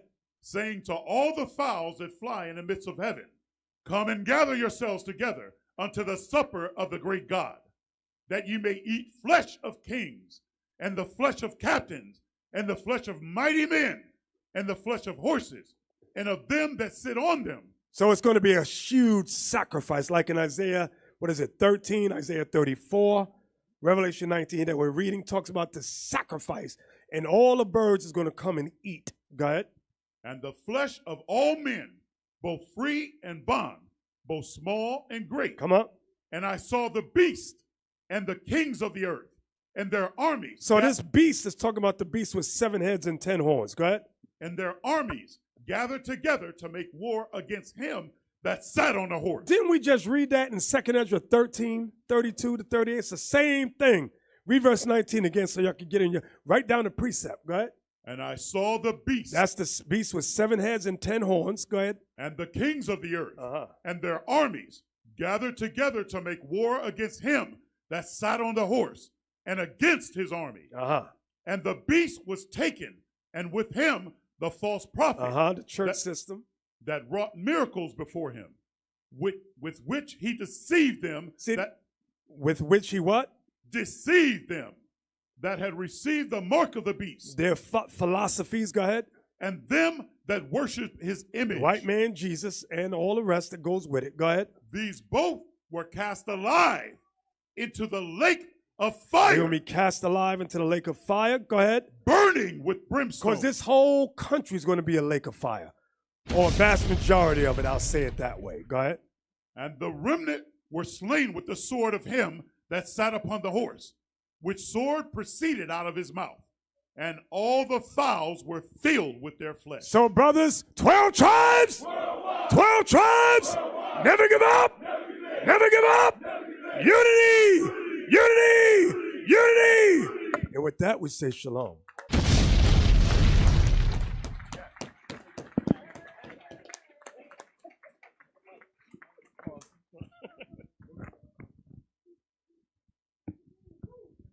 All right, all right. Hey, give the bishop another round of applause, y'all. Excellent class, excellent class. All praises to the Most High. All praises. All right. Let's see where we starting at. All right, first one. Tijuana, play that one. Y'all ready? La ley dice que la mujer tiene que ser sujeta a su esposo. Ahora, tu esposo tiene que estar sujeto a Cristo. Ok, él está sujeto a Cristo. Ok, eso tú tienes que estar sujeta a él. Eso como tú eres pastor. Lo que trabajamos juntos, lo que él no puede hacer, lo hago yo. Y alumbre vuestra luz delante de los hombres. ¿Para qué? Para que vean. ¿Para que qué? Para que vean vuestras buenas obras. Sus buenas obras para ser por su vestido. Así es. Hermanita, que tenga un excelente, hermoso día. Una pregunta, ¿qué aprendiste hoy tú en el campamento? Lo que Dios quiere es respeto y que lo siga uno a él, pero siguiendo sus mandamientos, que los sepamos y no los pongamos en práctica. Shalom Israel, te invitamos a que te suscribas a Facebook, YouTube y TikTok. Síguenos para que estés informado y al pendiente. All praises. The leaders of IUIC Tijuana instruct the lost sheep of Israel to return back to repentance. Follow IUIC Tijuana on all social media platforms so you don't miss any contact. So type in IUIC Tijuana and make sure you go follow on YouTube, Facebook, Twitter, Instagram. All right, let's go to the next one, Nigeria. Colonialism, loss of identity, oppression, and slavery. These are the identifying markers to identify who we are in these last days.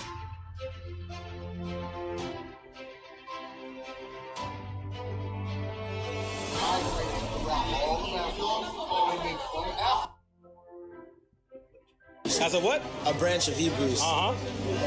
And so simply referred them as Hebrews, Hebos, Ebos, and later Ebos. My skin is black upon me. This is the self-esteem we need. Good Most High Christ bless. I'm Captain Yadon. We're here at the 7th annual Nigerian Parade. Israel, look, we waking up the 12 tribes of Israel. We have to understand that Christ is a black man. He came for the 12 tribes of Israel, and we must repent. All praises. Houston's Nigerian Parade and Festival was visited by the prophets of Houston alongside Captain Lemuel and Officer Micah of D.C. The parade was a success as our feet thundered through the streets. We also got the opportunity to speak to the Nigerians in a booth setting, teaching them the rich history of them being the descendants of the 12 tribes of Israel. Next one.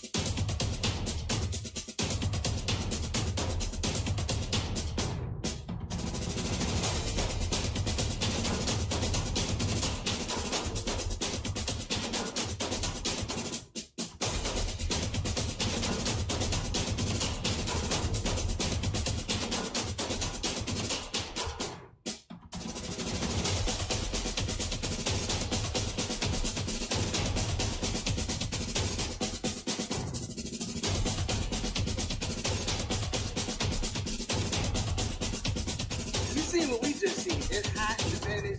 Moses!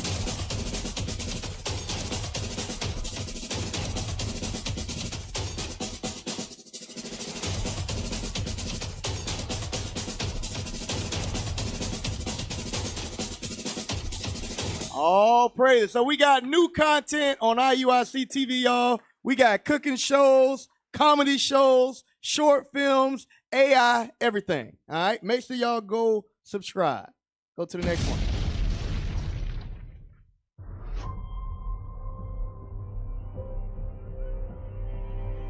It starts here and it starts with us.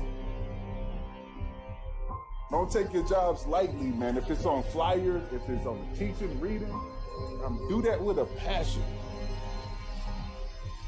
The time is now, brothers. All right, the time is right now to get ourselves right so we can fix this world and get it prepared for Christ. I think it's love and passion that comes from that message. I don't think it's hateful. It's our job to get these people 1/3 to understand what's going on. That's it. And that's what we're going to do as the men of the Lord.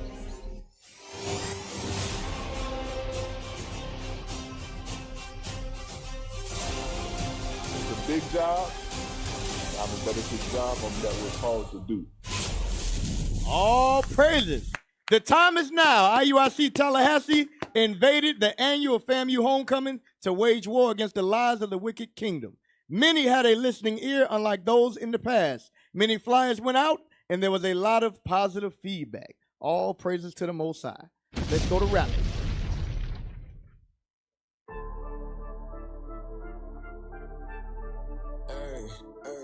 All this hidden knowledge come first, I pass back. They secret plotting one verse, I crash that. All this hidden knowledge come first, I pass back. You know that Babylon is go burst like Baghdad. Growing day and night until there's no curse or backtrack. Try to tell her. Now the idol is where the sin. Right. There you go, my brother, right there. Look, right there. So nobody kidding.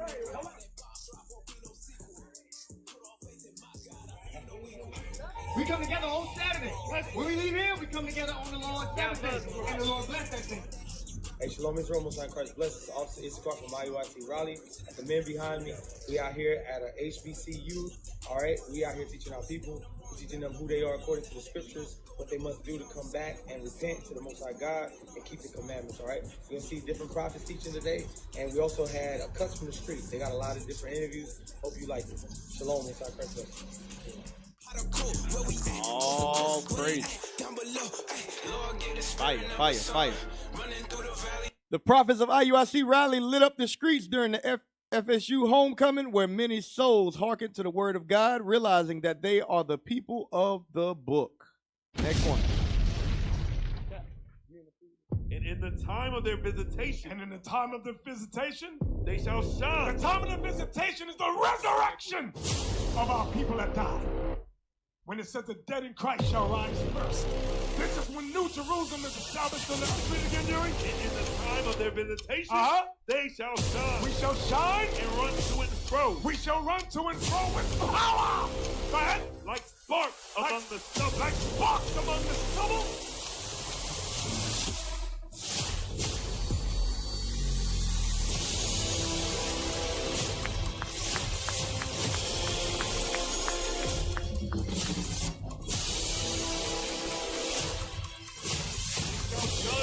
And we shall judge the nation and have dominion over the people. And we shall have dominion over the people. And their Lord shall reign forever. And Christ shall reign forever and ever and ever. Never give up. Never give up. And with that, we say shalom. All praises. How many of y'all saw the documentary yet? I don't see no hands up. How many of y'all saw the documentary yet? Y'all ain't saw it? Okay, that's fine. Guess what? It's on IUIC TV. Hey, you saw it. How was it? It was good? Fire. Fire. We going to ask him at the end. We going to ask him. Next one. Inside the 6 o'clock hour, you rocking with your boy DJ Seller G, and I got a special treat for y'all. And I have Israel United in Christ in the building, and I got here with me, I got Captain Barnabas, and I have Officer Tobias in here. They're going to give us a little background of what they do and everything they offer right here in Augusta, Georgia. It's a Bible-based movement. You understand? We are here to educate our brothers and sisters, the one who lost, all over the four corners of the earth. You understand? According to the Bible, we are the people of the book. We think what they've been going through here in America. It lies in Deuteronomy, the 20th chapter, from the 15th verse to the 60th verse. I know people that's listening, they definitely want to know what website they can go to, where can they find y'all, what's the address, what's the landmark. Give us everything we need to know to get more information on knowledge, because that's what we want. We have a school here locally in Augusta, Georgia. It's 2403 Milledgeville Road, Augusta, Georgia. You can go to www.israelunite.org. On there, you can put in your city location and you can find the school that's nearest to you. We're also on YouTube, Facebook, Instagram, TikTok. Yeah. We're all over the place. Y'all start coming to them early before them, reaching out in the way they reaching out to them. All praises. IUIC Augusta met with DJ Cellius of Foxy 103 Jams to spread this gospel across the airwaves, a radio station that's widespread across the state of Georgia and South Carolina. The Most High has set charge. The leadership has given the direction. All praise to the Most High. His word is going out. Next one. The church is not doing a good job. We all can say yes to that, right? They come out the moment you set up. So the only thing they want to hear is truth. Although you have your own book where you guys read all that, the Quran, I'm saying you guys still lean to the Bible. So we say, okay, let's see if we can come in to see what you brothers have in store to help us in the community make an impact. Kind of really bridge the gap because we all brothers. Right. You know what I'm saying? Yeah. Same way that the cops stop you, same way when those lights come on behind me. These are the things that we experience based off of who we are.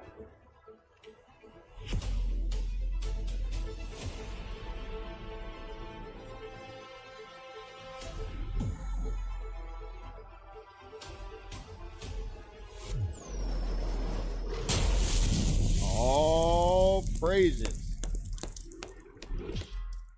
The prophets of IUIC Augusta was able to sit down with the fruits of Islam to discuss if and how we could assist in the community after sitting down with brothers of the FOI.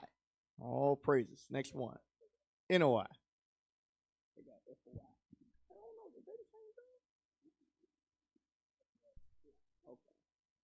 Huh? Yeah, go ahead. You good. We will. When you was reading the scripture about come out of her, the Honorable Minister Farrakhan did a lecture on that. The solution to coming out of her is separation. We're separating from the enemy. We're separating from the traditions, the holidays, the ways, the way they taught us how to walk, talk, the music we listen to. Got no purple royalty. But for you to try to impose that on all of us, say every brother here got to wear purple, see, that's putting uniform. Or we say, we wear suits and bow ties. Every brother here got to wear suit and bow tie to be in unity. We ain't studying no clothes. The clothes is what our leaders put down for us on that side. Because that's the spirit that they put on them, just like the spirit was put on you to be a certain way. That's called what? Order. This was a very, very good sit down. Now when we see each other, we can acknowledge each other. Hey man, brother, you know, peace and shalom and whatever. We just removed one falsehood that the enemy put between us. All praises. The prophets of IUIC Mobile was able to sit down with the leaders in the Nation of Islam. Despite our differences, we went into the scriptures and established a common ground between two organizations. They stated that because we came together and we can now see each other as brothers, and that is the first of many sit-downs to come. All praises to the Most High.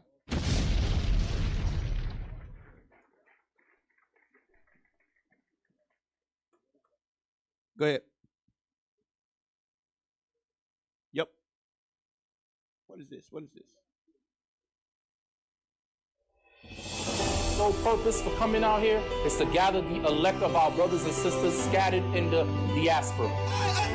King Solomon was the son of King David. Jesus Christ comes from that bloodline. So Jesus Christ is not a white man. Jesus Christ is a black man. Those brokenhearted, read on from what? To preach deliverance to the captives and recovering of sight to the blind. Recovering the sight to the blind, those that have been blinded through religion, because religion teaches us everything outside of the Bible. Hay solución en Ecuador, Venezuela, Colombia, Sudamérica, Chile, Argentina, México, Salvador, Honduras, Nicaragua, todos donde están las 12 tribos. Jesus igual assim fazer. A cabeça dele, a cabeça. Now we are lost sheep. We have to go back. We should encourage ourselves that we are Israelites.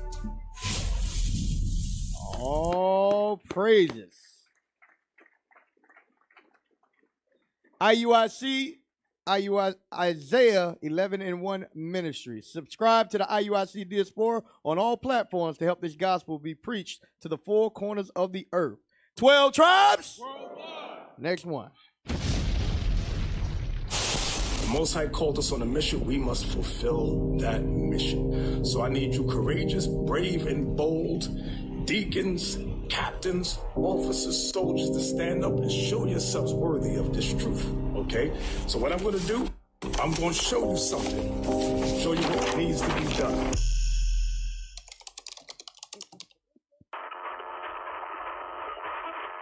New orders from the general himself. Soldiers, you will journey to the far corners of our planet. Gather intelligence, forge alliances, uncover truth.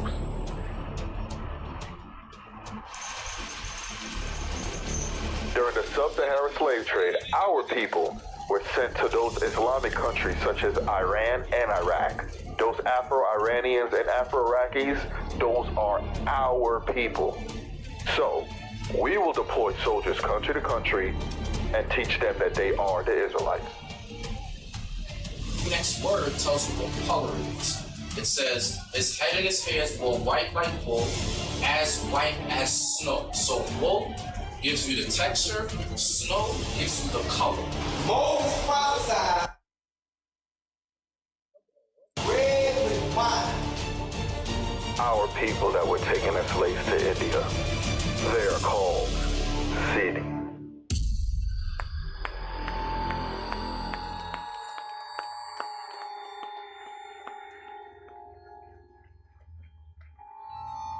All praises. Join us on an unforgettable journey to India as we share the gospel of hope with the cities, descendants of the slave trade who have been cast away into the outskirts of India. Witness their unique culture and power of faith and the impact of our mission. Get ready for a sneak peek of our upcoming documentary releasing this December only on IUIC TV. Next one.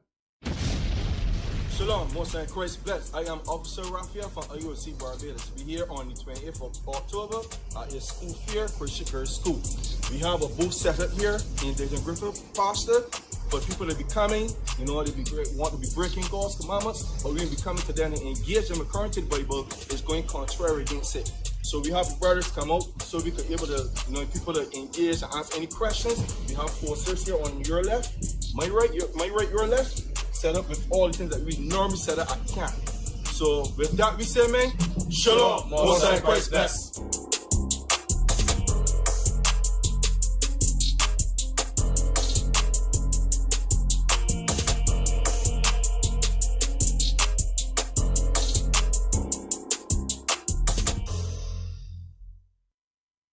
The prophets of IUIC Barbados went out today and taught the word of God at the fair held in Dayton Griffith School. The word of God came out and was generally well received by the people. The laws of God will be heard across this entire island, whether they will hear or forbear.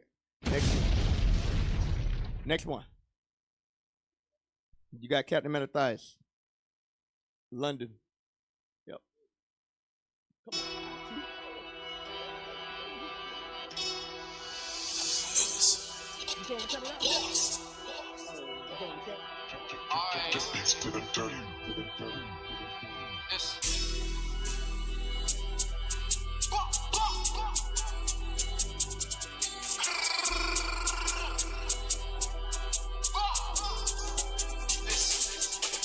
You know some precepts. On the way to camp to this teachment, Esau, he is a reject. Cause my Bible fly is leaflets. What you say? Cause the Bible's peeling. Why? Cause I study and read it. Keep the commandments. Jesus Christ is a black man. Yeah, because the truth is really coming out now. Yeah? Thank you. That's right. And talking about brother, be strong in the Lord.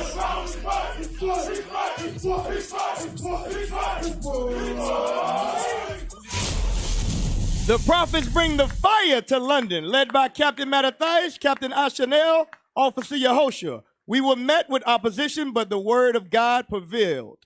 Next one. All right, here we go. Prophecies are coming to fruition and becoming current events. The scattered sheep of Israel must come unto repentance. We need everyone to subscribe to the IUIC Eritrea and IUIC Ethiopia on YouTube. Make sure you subscribe on the YouTube. Next one, Nigeria.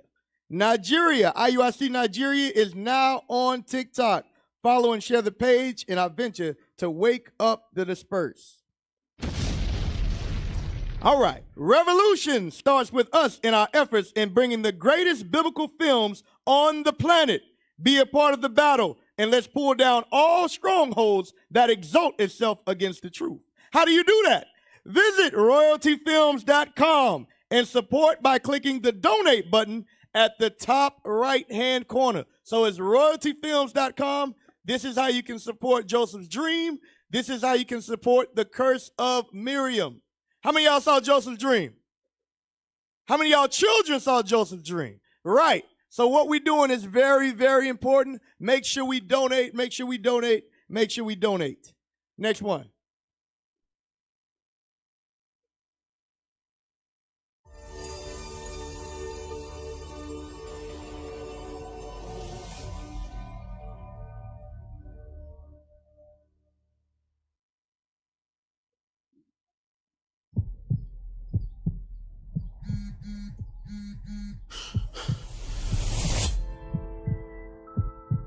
Making provisions for the flesh can only lead to one thing.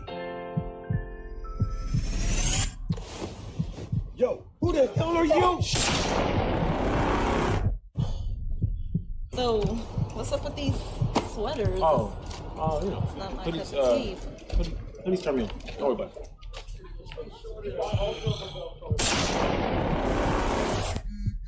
Lord, every time you send me forehead bald.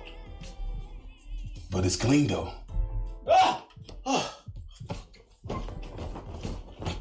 Same day, same time, same text. I wonder what he's gonna do now. Coming soon to IUIC TV. All praise, y'all. We got another new film on IUIC TV, A Walk with Wisdom. Go check it out. It's only on the exclusive version. All right. Journey back to an era of divine wonders and human trials after Moses frees the Israelites from slavery. Moses' Sister Miriam, finds her faith put to the ultimate test, resulting in divine judgment. This film doesn't just tell a biblical story.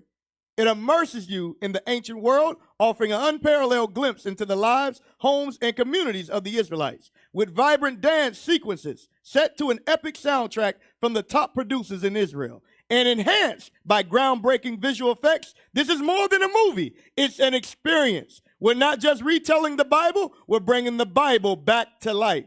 Support the vision at royaltyfilms.com. Next one. Little Lights. Please reach out to your local IT lead for the link to sign up. Little Lights at israelunite.org. That's where you can email if you want to help. Next one.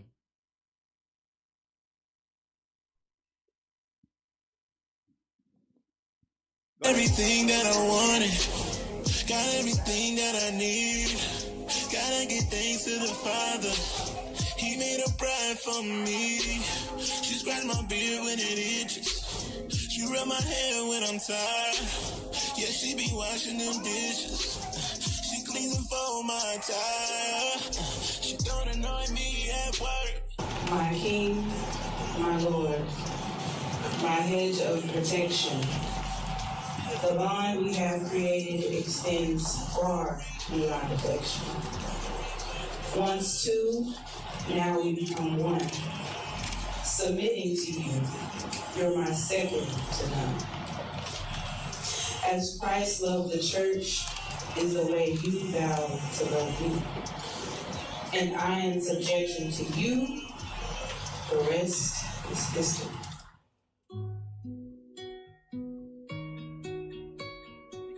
I've been proving you for long.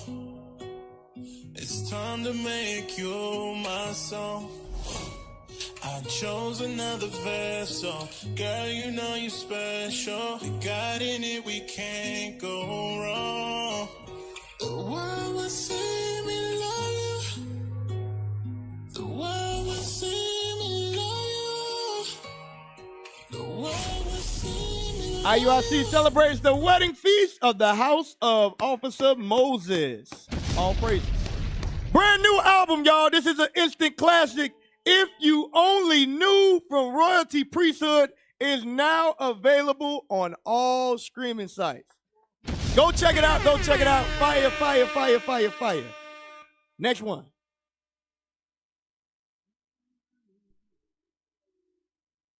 Yep, go ahead. Yo. IUIC. You are now live. Let's go. Stand behind us, protect you. Stand beside us, respect you. But if you stand in the way, then you gon' rue the day when we have to dissect you. Rain fire upon the tempter. Woo, it's hot, check the temperature. The prophecy back, yeah, they black. Babylon, feel closer. When you hear that thunder, it's lightning, go check on the weatherman. All right. Too much heat, too much heat. Y'all saw it on Fix Your Face. Y'all know what Cap bringing. It's the round table, y'all. It's the round table. Premiering tonight on Original Royalty Recordings, the Sons of God's second video release, Battlefront from the Super Flame Hour, the Round Table Men's Conference soundtrack, available tonight on Original Royalty, all digital stores, and streaming sites. Next one.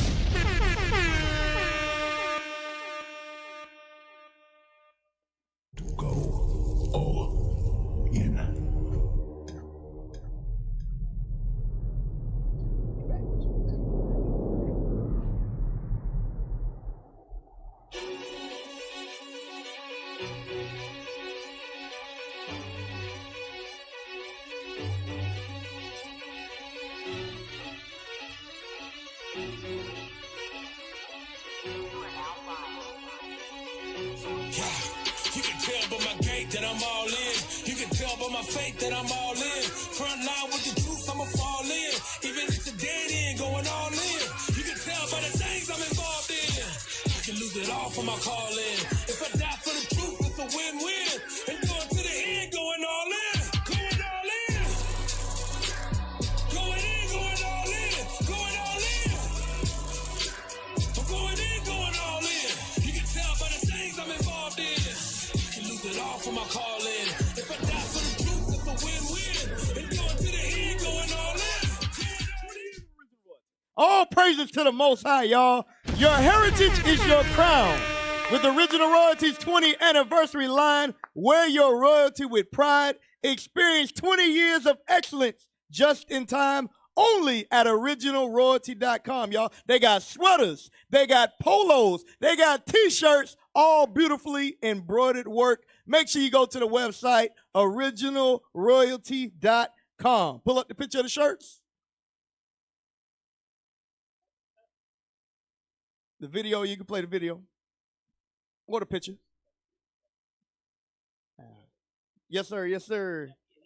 Yeah. All right. Also on originalroyalty.com, y'all, fully sublimated. The whole shirt is the image of Christ. You can only get it now at originalroyalty.com. That's fire, y'all. Y'all can be a walking billboard right now. That's fire. Fire. Front and back. Look like. Let me see. Yep. Front and back. Fire. All right. That will conclude the announcements, y'all. We got the bread.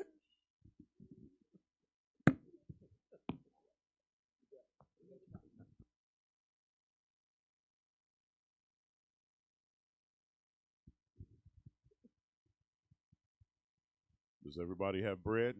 Wine?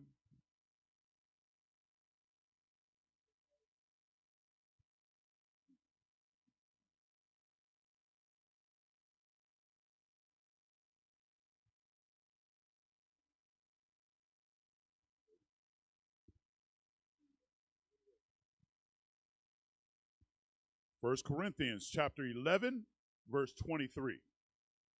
For I've received of the Lord that which also I delivered unto you, that the Lord Jesus, the same night in which he was betrayed, took bread. And when he had given thanks, he brake it and said, Take, eat, this is my body which is broken for you. This do in remembrance of me. After the same manner also he took the cup when he had supped, saying, This cup is the New Testament in my blood. This do ye as oft as ye drink it in remembrance of me. For as often as you eat this bread and drink this cup, you do show the Lord's death till he come. Wherefore, whosoever shall eat this bread and drink this cup of the Lord unworthily shall be guilty of the body and blood of the Lord. But let a man examine himself, and so let him eat of that bread and drink of that cup. For he that eateth and drinketh unworthily eateth and drinketh damnation to himself, not discerning the Lord's body. For this cause many are weak and sickly among you, and many sleep. In the name of our Lord and Savior Jesus Christ we pray. Amen.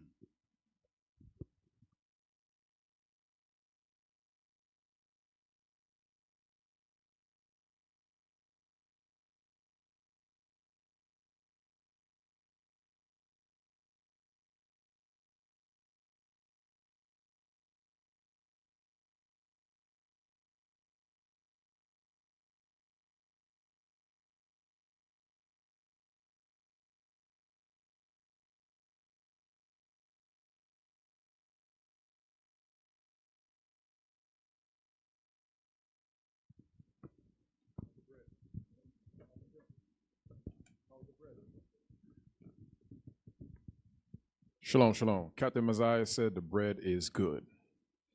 All praise. We all said the bread is good. Everybody said the bread good. The hell is this? All right, brothers. Men Israel, are you ready? Are you ready? What time is it? What time is it? Who's the king? Who's the king? What color is he? What color is he? Who are we? Who are we? 12 tribes? 12 tribes? Unity! Unity! Unity! Never give up! Never give up! Never give up! Now finally, my brethren, be strong in the Lord. His what? His what? His what? His word.